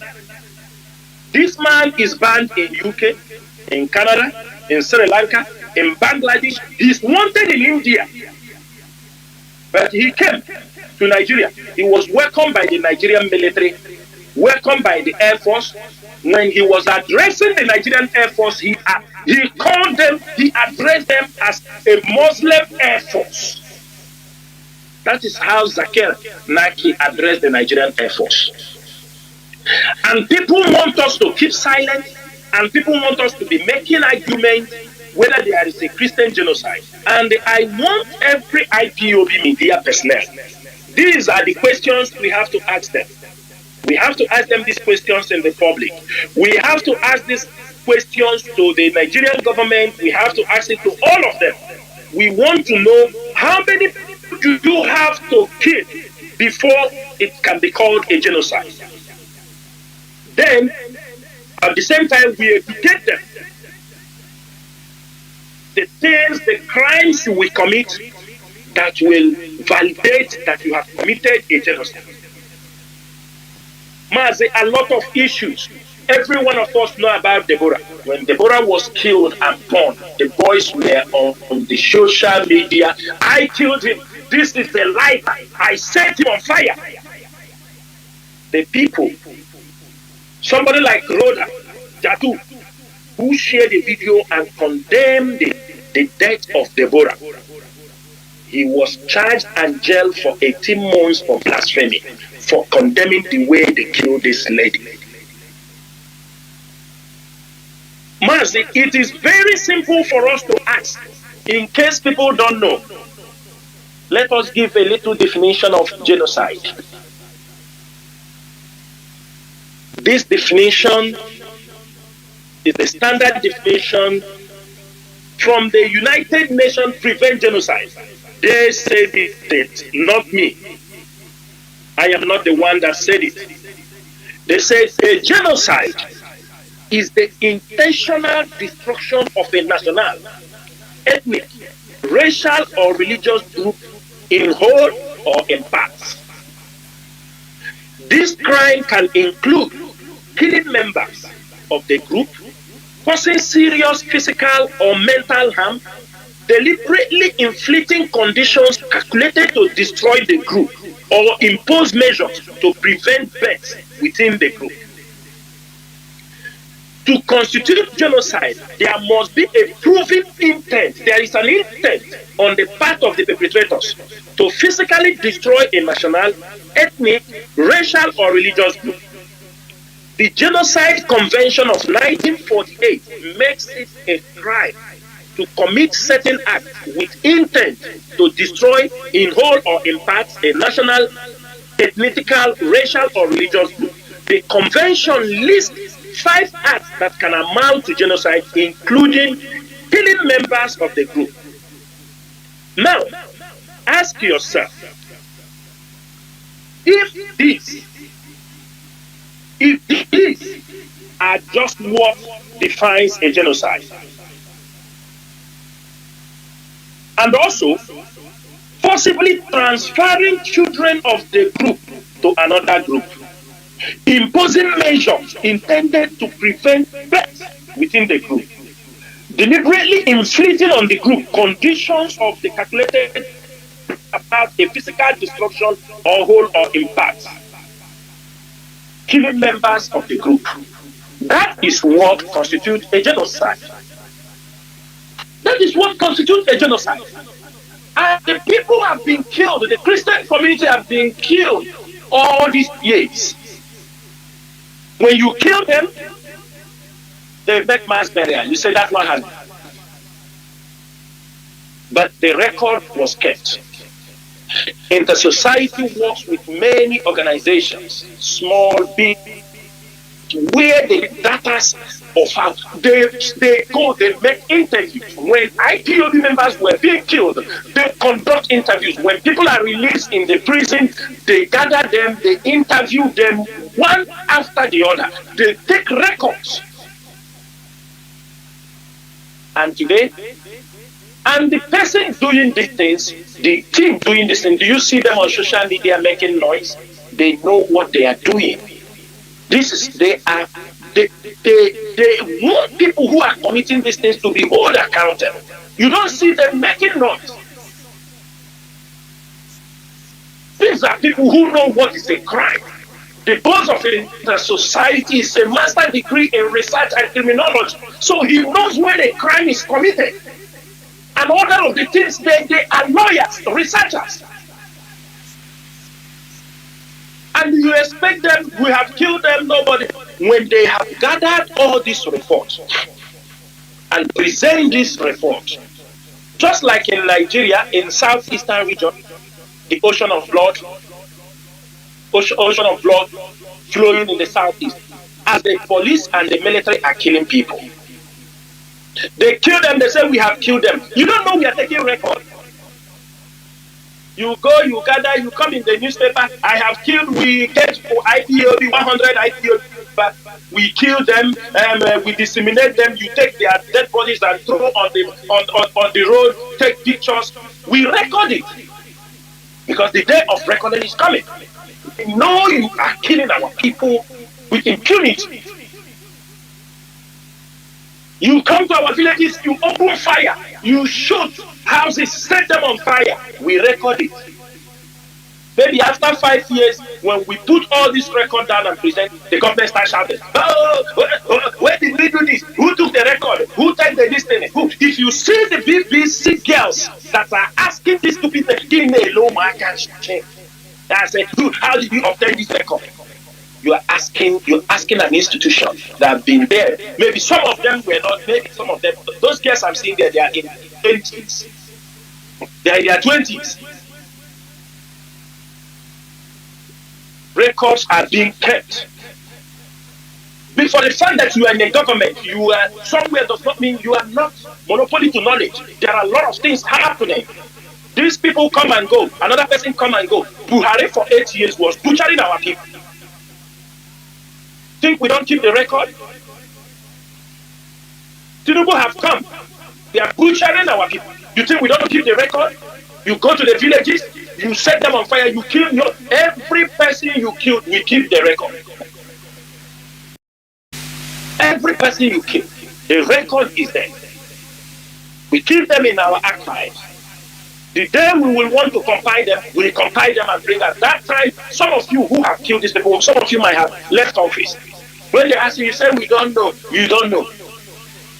Abba Kyari, when he was in Imo State, you know how many people he killed? Do you people know how many people Abba Kyari took to Abuja to slaughterhouse, Abattoir? How many people came alive?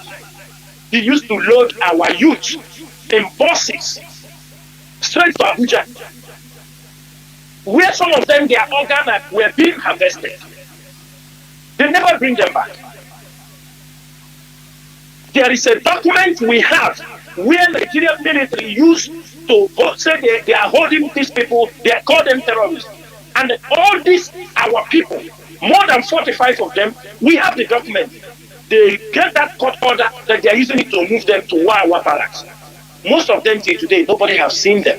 And you think we will forget? Nobody has seen them. More than 45 of them.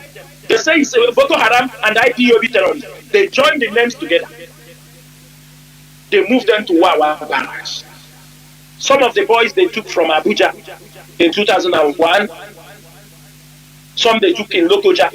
Dave Umahi arrested. This is how many years now? 4 years. Where are they? Out of 16 or 17 of them, only one came out alive.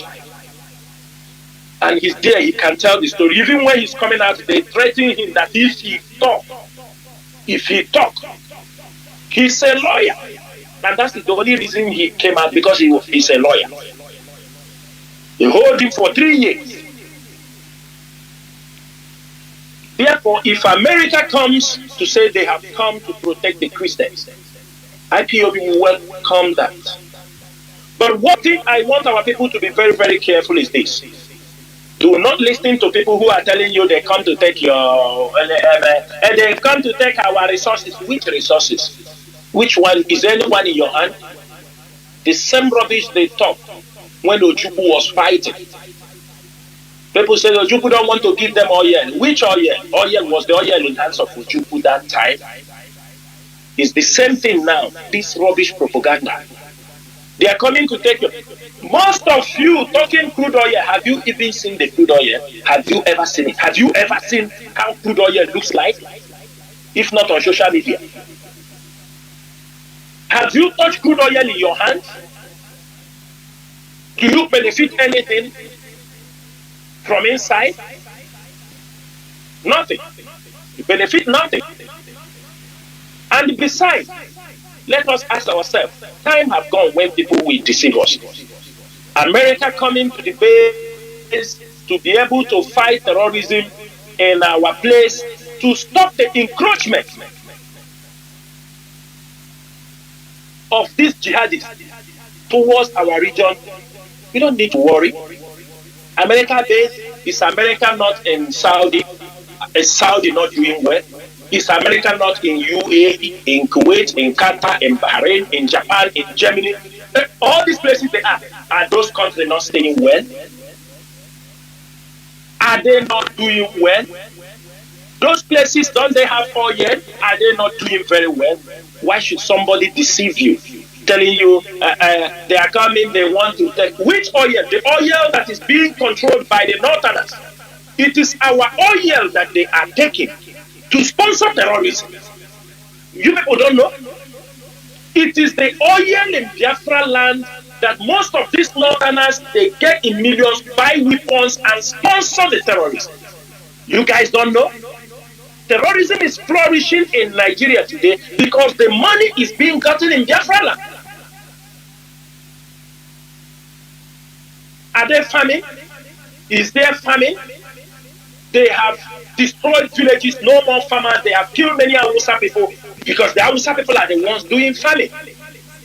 They have kicked them from their farmlands and all these things. They tell you we have land for agriculture, but they want to come and occupy the dots, the place they call the dots. They tell us Niger State is more than everybody. Hold on, we agree. But why are you leaving that land? Why you don't put all that cattle there? Why do you want to come to the southeast? Why are you coming to the southeast? That small place.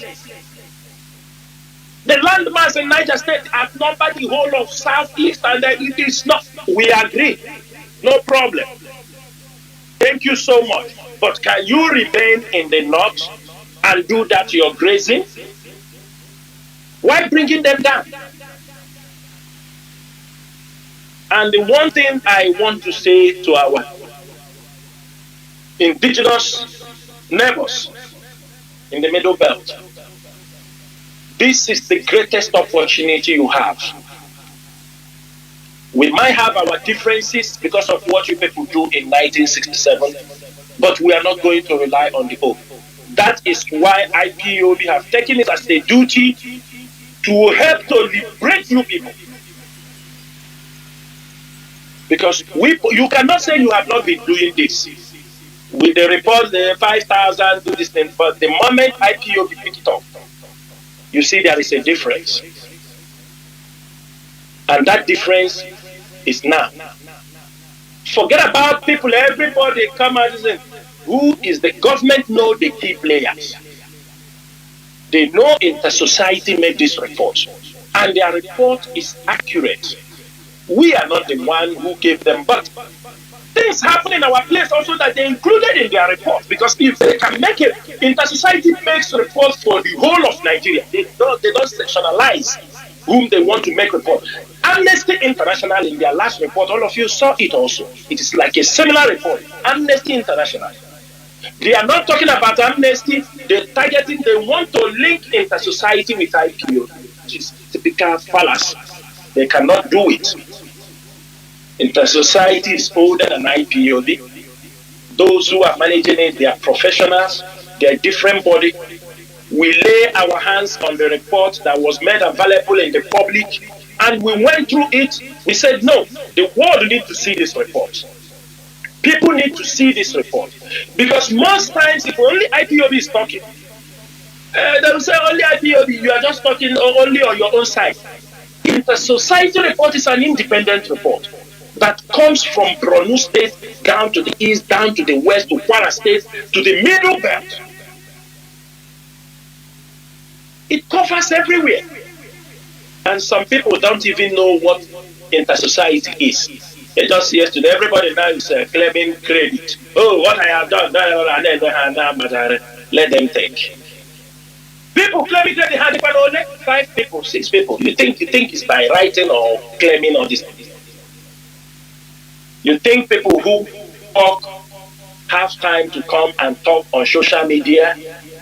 You think diplomacy is something you talk on social media? You think diplomacy is something you come and brag so that people can shower praises on you? Some people, hey, come up. Ask them. Ask your IPOB members in different countries. I think some of you have seen me. Forget about the way. In some countries, some of you have not seen me. Do I look like that person you people are describing?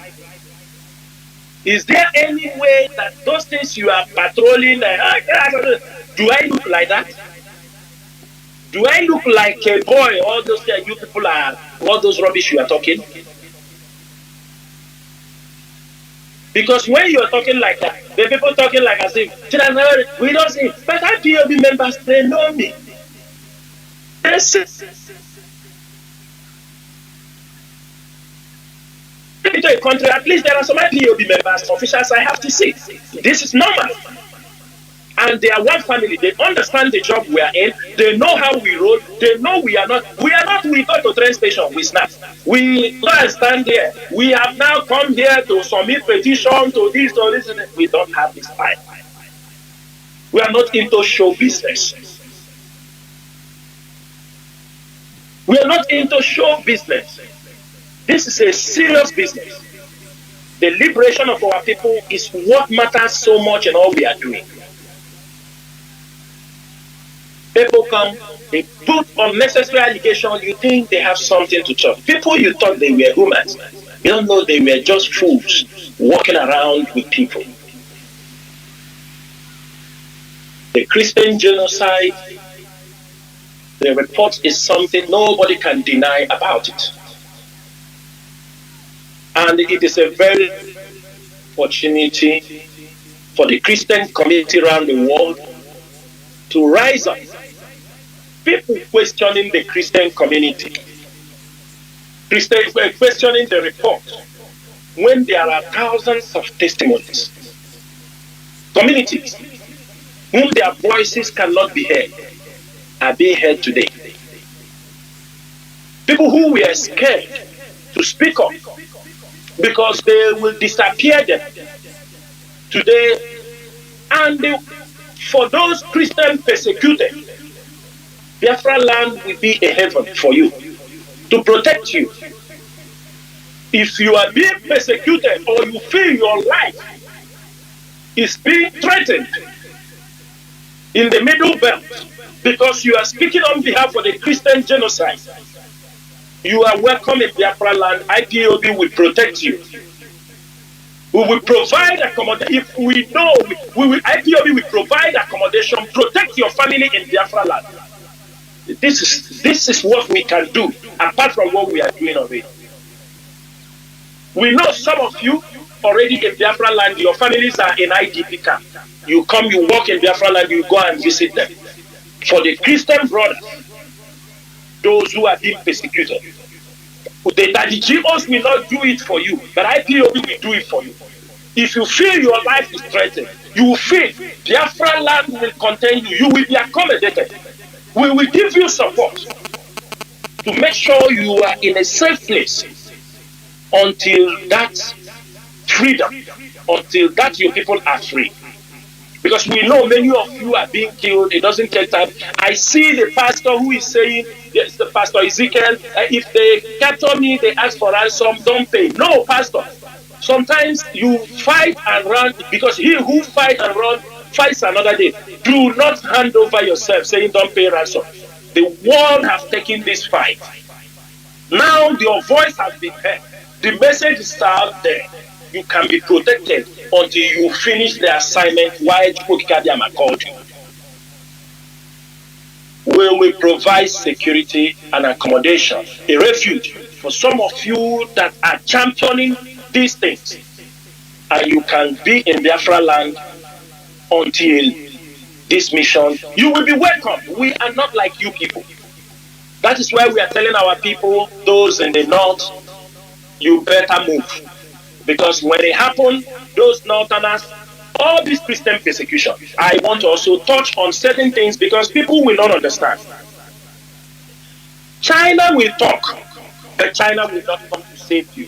For China is interested in their illegal mining in the northern part of Nigeria. It's very simple. China policy does not, they can tell America you don't do this, but they will still be there. America will do. It is only America that have these laws to pronounce this persecution of Christians. It is only America. China has its interest. For China, they don't care about your religion. Whether you are Muslim or you're Christian, they do not care. So do not be deceived, because China said China is interested for their economic interest. They are the #1 miners in the northern part of Nigeria, with Nigerian military officers, retired military officers, bringing chopper, carrying rare minerals, flying them out of Nigeria. They are making their businesses. They are the ones, they are using it also to fund the terrorists. So what do you expect them to do? That is, they're getting the north. In the south, they are part of our oil. They are invested also in oil. For them, and the debt Nigeria is owing them. But irrespective of America, have a very huge possession of our oil, 60% or 25% export.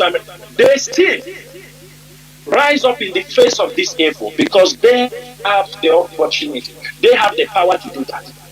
And I can tell America that the world will support them. The Christian community will support them. Many people who knows what is happening in Nigeria will definitely support them on this particular mission. The killing must stop. And finally, Mazi Chinedu, I will jump into the last topic so that if you have any other thing, we can say. That is why, and I am saying it categorically this evening, does America want to stop terrorism in Nigeria? If America wants to stop terrorism, if they want to give an everlasting peace in that region, in the Gulf of Guinea, there is a need to divide Nigeria. Reasons are this. If America wants to protect their business, their oil, to protect the Gulf of Guinea, they know what is happening already. They know what is happening already in the Gulf of Eden by the Somalia pirates. That is what they should not allow for the Islamists, for the jihadists to come towards the Biafran land. Biafran land must be a buffer zone for them. And they must cut this oil, leaving the Northerners in possession of the oil in our territory. They are using to fund jihadists in the whole of West Africa. They are using it to threaten anybody who comes to power. Because they know they are in possession of the oil. Zamfara oil in Bayelsa is for Zamfara. The best thing is divide this country. If you divide this country, the fund, the free flow fund going to the northern oligarchy to sponsor terrorism will be cut. Let them use their agriculture. They say they have agriculture. Let them now use their agriculture and they sponsor terrorism. But you need to cut them from this. Divide Nigeria now. That is one of the. You can throw bombs. You can attack them in the Sambisa forest. You can call the names of the sponsors. But you need to divide the nation to protect the Christian communities. Because you know the history. So they will never, ever stop advancing. This happened in Sudan. People do not know that when Sudan was sponsoring terrorism, they were taking the wealth. You know, Sudan have very highest number of headers. I mean, cattle in millions. Agriculture in the south, down in Al-Fashir, Kordofan, down to the south of Sudan. The wealth, because they're not going to Niala, going to Wadi Halfa, up to the Cairo. You know, in Egypt is the river Nile that they use for agriculture. That is why Egypt was having problem with Ethiopia, because the river flows from Omdurman straight. The river Nile and the White Nile joining on Omdurman flows up to the Mediterranean in Egypt. Wadi Halfa to Aswan, you go up. This is like a desert area, no agriculture. But down here to the south is full of agriculture. That's where Sudan took. That's where the wealth was. They used the wealth from the south, sponsoring jihadism, bring Osama bin Laden. They're doing everything they can do in Sudan.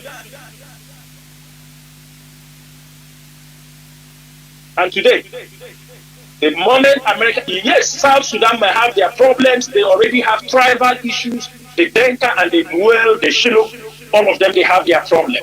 These are tribal issues. They are warriors. These are people of the Nile. But today, when Sudan is divided, the fund, the access It's no more. But still, in this remaining area, in Kordofan, Al-Fasher, Darfur, all these areas still have mineral resources, Arabic gum. They have iron ore. They have still rare minerals. They are mining, copper, everything in Sudan. And that is what they are fighting now, to be in control. And I'm sure by the time they finish, Sudan will be divided again. Sudan will divide again. And there is a need for America to divide Nigeria, because as the war continues in Sudan, there will be an influx. Chad will be overwhelmed. They will come into Nigeria. They will flock in. The Janjaweed, the Arab militias will come. They are always looking for a place. These are people that they don't care. This is jihadism. They don't care. They are ready, they plan. And they must, so that the money Nigeria is using, handing over to OIC for sponsoring all these things, taking a huge amount of money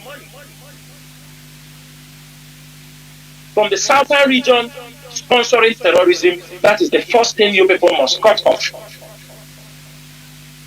And they divide Nigeria. That is the only solution. You might go and bomb them. Some of them will relocate. They will go into government houses. After all, Kabiru Sokoto, when he was being hunted, he was found in the present governor, the present vice president of Nigeria, Shetima.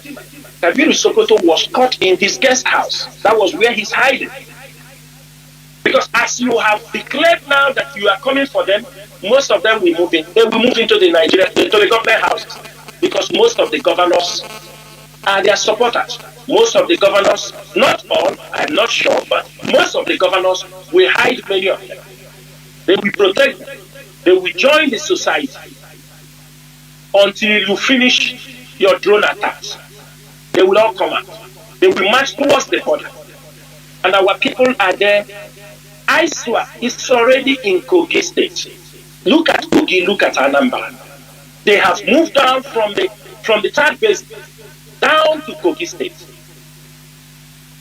You think they're going to stop? They're not going to stop.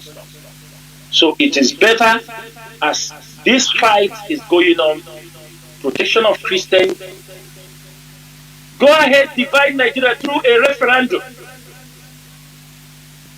And that is what IPOB is championing around the world.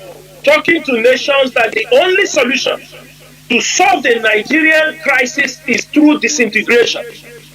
And that is where we stand.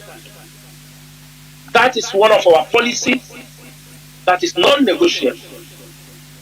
It is non-negotiable. They say Nigeria is non-negotiable. Disintegration of Nigeria is non-negotiable. Forget about they are running around now. Every newspaper, we arrest this person, we go to check. All of them are running around. This is nothing. This is a child's play. Because they are good. They are corrupt leaders. They are 419. They are good in this game. All of them. They are just playing you people. Oh, we are doing this, we are doing... You see the Nigerian military publishing video or pictures of people 9 months ago. They are showing them that they caught them yesterday. This is the Chinese propaganda they are playing. This is what they are playing. Therefore, all the lovers of freedom and Biafrans and IPOB media warriors and IPOB families around the world, I will tell every one of you, this opportunity is a golden opportunity for all of us. And we are not going to allow it to slip from our hands. We must make sure the world knows how decayed Nigeria is, how corrupt, the kind of crimes, the kind of atrocities being meted out to the indigenous people, the kind of killings, marginalizations that are going on. In fact, we have, what we are passing through in Nigeria is above marginalization. It's enslavement. Forget about that our people, you see them, jumping up their personal achievements, but it doesn't mean that our people are not into mess. A people that cannot be governed with any genuine policy, that will not suppress them, curtail their development. They are under slavery. And today, many of our people now understand what we are talking. At least some of them that were so taking pride in stupidity on social media, some of them have cut down their coats now. Not every day. They don't give IPOB credit. Not every day throwing money in the street when your house is falling. At least people can know that today you don't see them.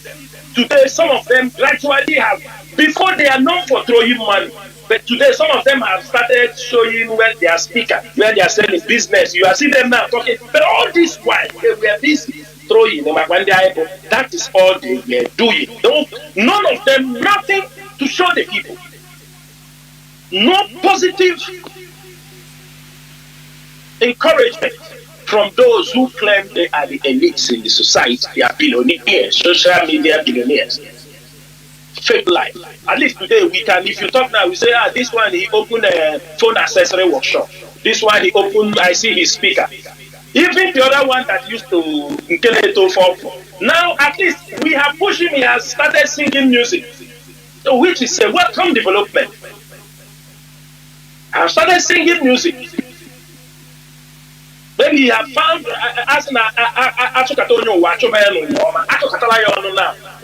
talent here.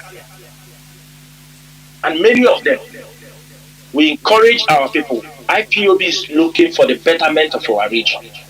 Everybody should know if our place is on fire, you know the North will be at peace, laughing. The West will be at peace, laughing.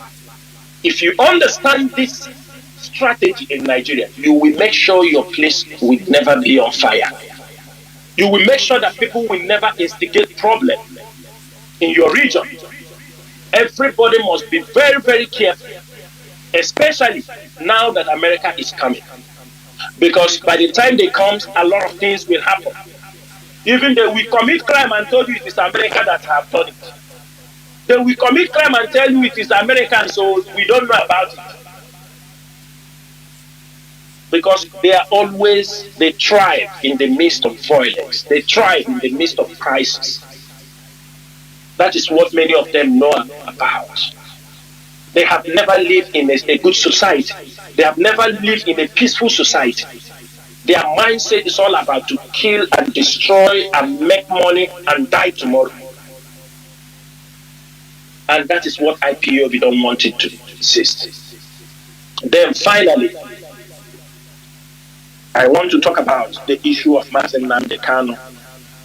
I'm not going to go deep into this issue, but every one of us. Mazi, I don't know. Before you go, I think it will be. Mazi, can you hear me?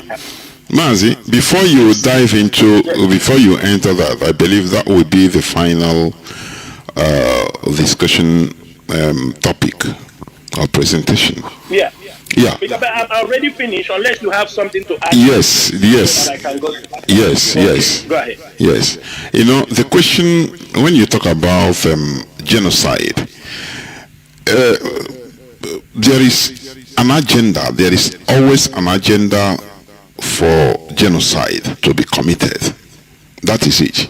Now, the question I want people to be asking, those that are trying to invoke the integrity or sovereignty of Nigeria, is this.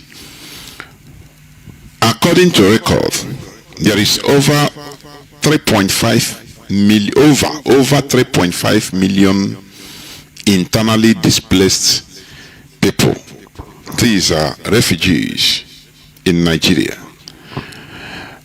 Now, that number is low. It's very low. Some time ago, I saw 7 million, over 7 million. I saw some time ago. Now, the question that should be asked is this: who are the people that are occupying their ancestral lands? That is a very important question, because all those genocidists, those Fulani terrorists, they know what they are doing. It is an agenda. Yes. Now, one thing is this: they deceive the non-Fulani indigenous Muslims. They deceive them. The Fulani Caliphate know how to use them. Yes. You understand? Yes. When you look at the history of how Lakurawa, this terrorist group they call Lakurawa, it is vivid, According to the research, they said it's not a new terrorist group. It has been there. It was invited by non-Fulani indigenous people. I've explained it on my programs. They were invited to protect them. These are jihadists, foreign jihadists. So when you look at it, people that are invoking Nigeria's sovereignty, why bringing foreign people to be killing them? Now, they pretended that they are Muslims like them, but they are Fulanese. Yes. But once they gain ground, now they turn against those people, those that invited them, kill their kings, and take over. The people that remain, that were able to escape, they run away and became refugees. This has been their pattern. This is what I want people to understand. Also, you see what is going on. You see people like Sheikh Gumi. He is vocally, defending the Fulani terrorists. He is highly vocal. This is an animal that should be in the cage. I think this lawyer wrote a petition against him. This what is this man's name? I've forgotten. This radical lawyer, I think he's from either Edo or Delta State. He wrote a petition against him. But the issue is this: Mazi, don't you see how Sheikh Gumi is trying to manipulate the southern elites to rise up? He is calling them that they are suffering from inferiority complex against America. Do you see how they behave, Mazi? Yes. So, and finally, sorry, before you come in, finally, you see this Daniel Bowala, he cannot even go back to his village. He's from Borno State. Of course. But you know what? He is a Canadian citizen. That is it. He is a Canadian citizen. So he rather go from Abuja, he fly to Canada, where all his family, his wife and 2 or 3 children are. This is how they roll. But this is the people that are coming to play, patriotism. But all of them, they have dual nationalities. Mazi, in Madagascar, the new military junta chief that took over, the first thing he did, he said, no public servant, no politician should have dual nationality, including him. That is why he stripped the deposed president that was ferried away by France. He's a Frenchman, completely Frenchman ruling Madagascar. He stripped him. Yes, he stripped him of Madagascar nationality so that he continued being only French. Mazi, people that are in charge of Nigeria are foreigners. Many, I say, if not all of them, the whole politicians, they have dual nationality. Mazi, this is a problem. Mazi, please go on. Mazi, you see the one of nationality, I think it's like that. Even Pito did them, Soludo them. All these people are having foreign passports. We saw this guy. We saw, what do they call him? If they don't have foreign passport, they have permanent residence somewhere just when they get into office, or they buy properties there to secure some foreign passport. You see Odiano, he came in, did a lot of rubbish in Anambra, and he walks back. You see him now dancing in Caribbean, with the former governor. He have come and done his this thing. Mas, let me tell you why Sheikh is trying to attack the southern governors. During the time of Buhari, they offered a take-off grant of 60 billion naira. 60 billion naira for the states in the south. This grant that you see is for implementation and enforcement of the jihadist program. In one of Otto, the former governor of Benue State, I think that was in one of his this thing, and in July or this thing, he said they offered him 75 billion naira to his administration by the federal government so that he can abrogate any anti-Fulani cattle grazing law. Just imagine 75 billion. So that if there is any law that abrogates the Fulani in the state, so they can be able to establish the Ruga settlement across the state, not one place, across the state. And the Benue governor, according to him, he said that he refused this money. Again, there is an extra 35 billion for infrastructural projects. It's not only 75 billion. They will give you another 35 billion for you. That is why, and some of them, like Soludo government, I think one of his head, that if you see when ESM was fighting, IPOB was fighting that guy they called Ebakeba in Anambra North, that was allocating land to Fulani Hesne in Oka North. It is the same issue. Because of this pastoral crisis, the government is trying to, every time they target pastoral crisis, they offered this to Bayelsa, Adamawa, Anambra. Even this to farmers. They also were sponsoring people to reject. Don't talk about open grazing. Don't come against allow open grazing to be Soludo government. It's one of the states. Soludo, they offered a Fulani cattle ranch in Igbo land for Soludo. They also offered in Lagos, Plateau, Ondo, Zamfara, Delta. All these states you see them settling, the governors were involved. And that is why, as Gumi is accusing them, he's expecting them to say something because most of them took money for this. They took money for this. This law, Mefo, at that time, law Mefo was expressing the state disposition on ranching. They were working very closely with the federal government. Even as Tinubu government came, and he said, the law Mefo said, in that he said that we are going to contribute land for ranching.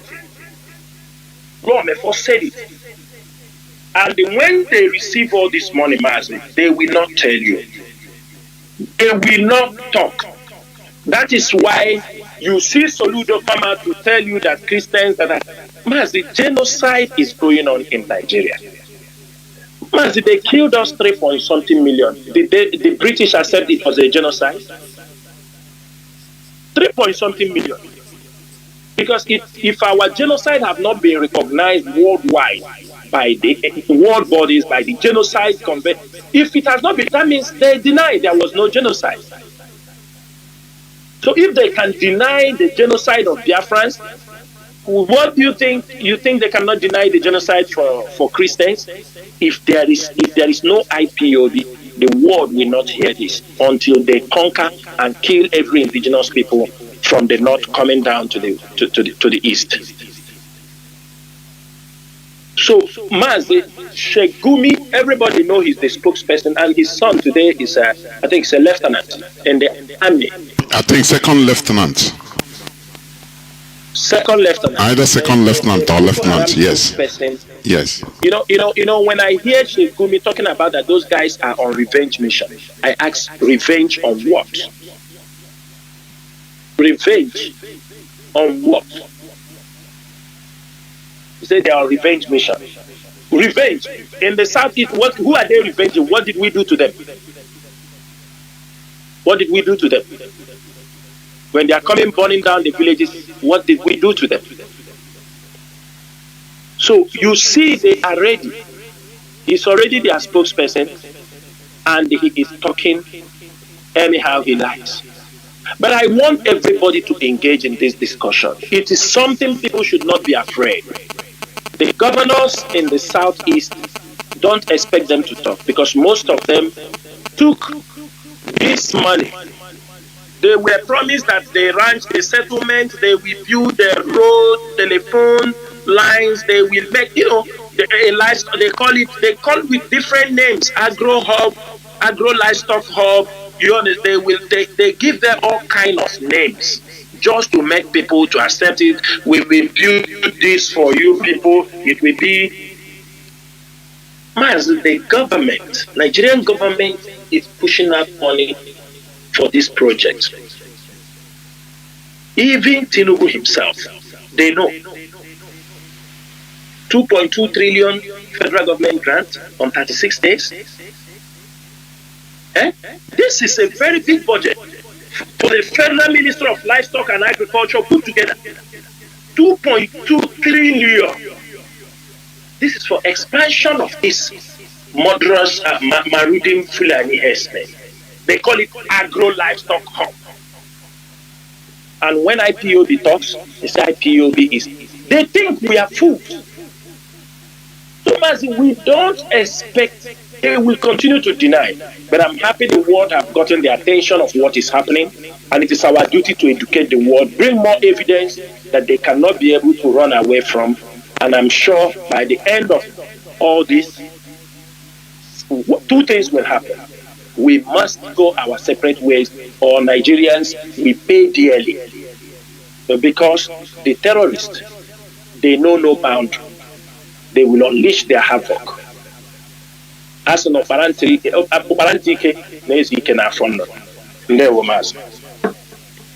There were Mazi. I think you can go now towards our leader's court case these days, please. So that with it, I think you can also continue to conclusion. Because I think today there will be no open lines till another time. No, there will not be. Yes. Biafran and lovers of freedom, we have come to the end of this program. But before we end this program, we cannot end it without touching the issue of our leader, Mazi Jonathan. Every one of you has seen how the judgment or how the court case has been going all this while. At this particular point, we have little comments to make. Because whatever this movement or the leadership will do, we have already put it in place. I want to remind Nigeria something, and I want to remind the Southeast governors. We have learned our lessons when we declare it at home and how it was sabotaged. But I want to make it clear this evening. If you people do not want another crisis in the southeastern region that it will be difficult for you people to control, you can make hay while the sun shines on the issue of Mazi Jonathan. Because many of you are part of the people holding Mazi Jonathan. Most of you have worked very diligently to make sure that Mazi Jonathan will not be free. We have all the intelligence reports.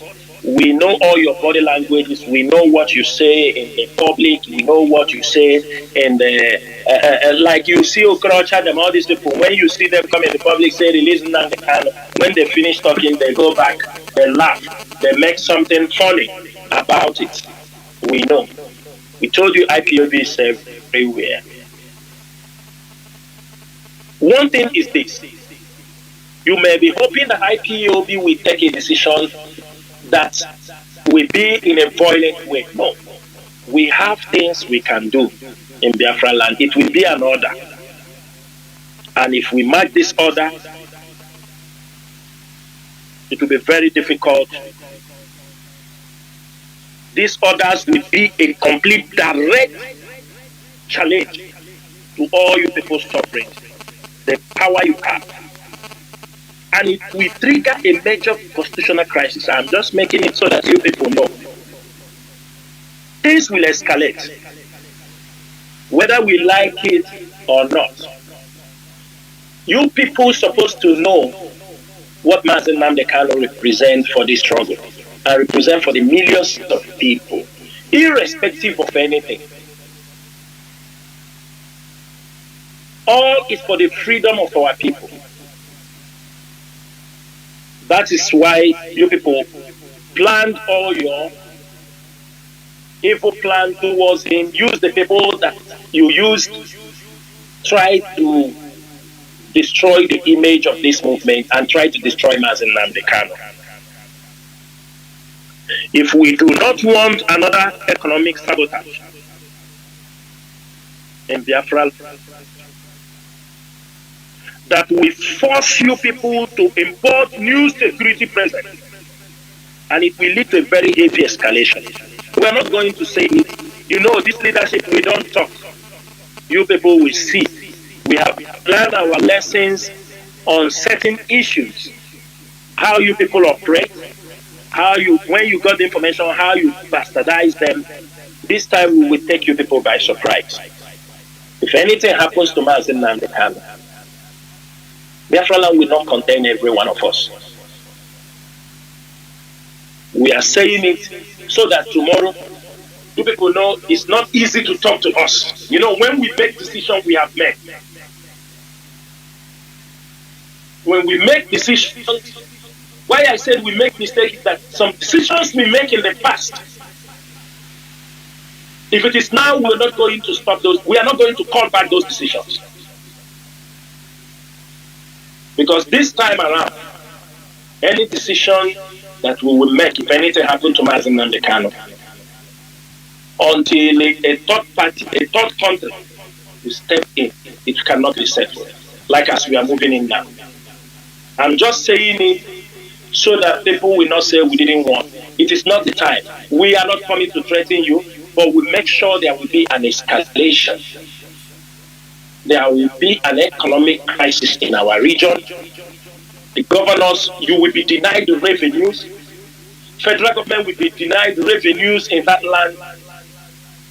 All these police you people are posting that are hanging around, nothing, deny revenue completely.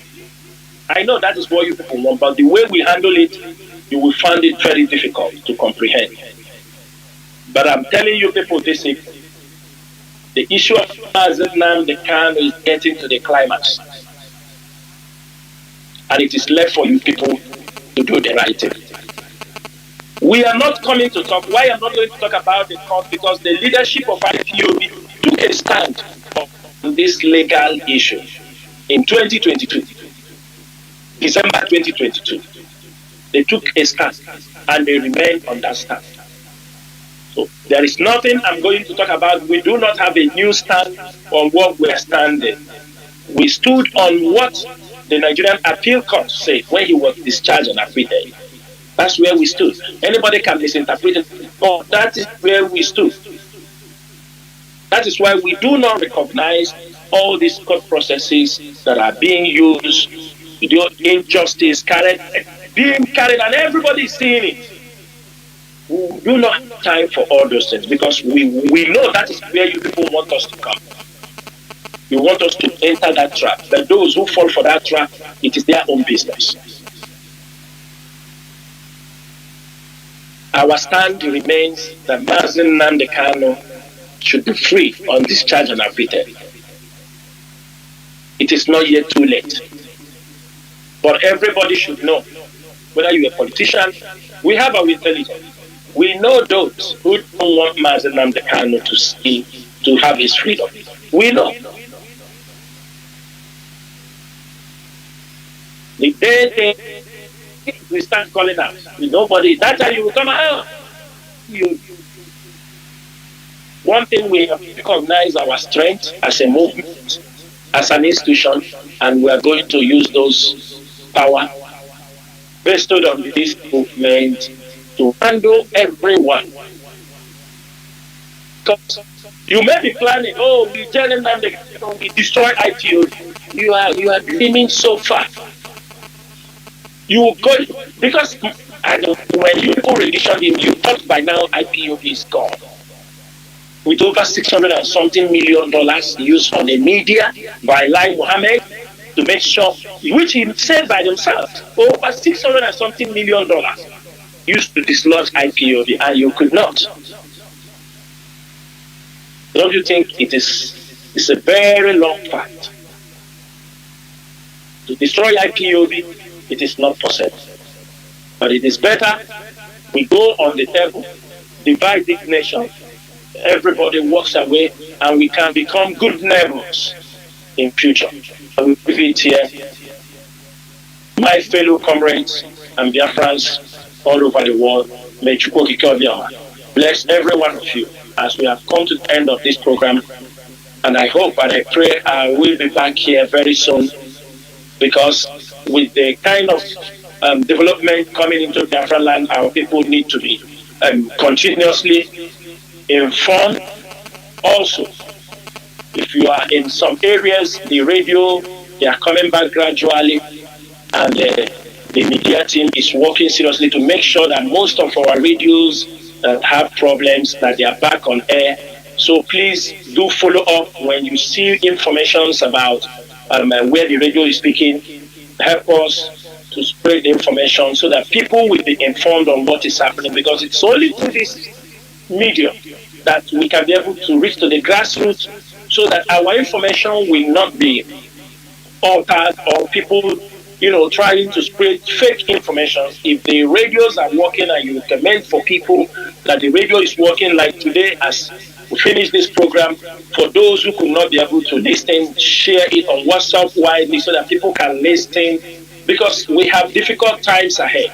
And as those times are coming, we want people to be informed, because Nigeria will imply and they will apply all tactics to misinform our people. And that is why IPOB is here, to make sure we correct those things. Those things they have been doing for 50-something years against our people, it is no more. IPOB have come to restore Biafra. We have come to direct and redirect our people to the right direction that will lead to our development, our regional development, our mental development, even in every aspect of life. That is what IPOB have come, and we are already on the mission.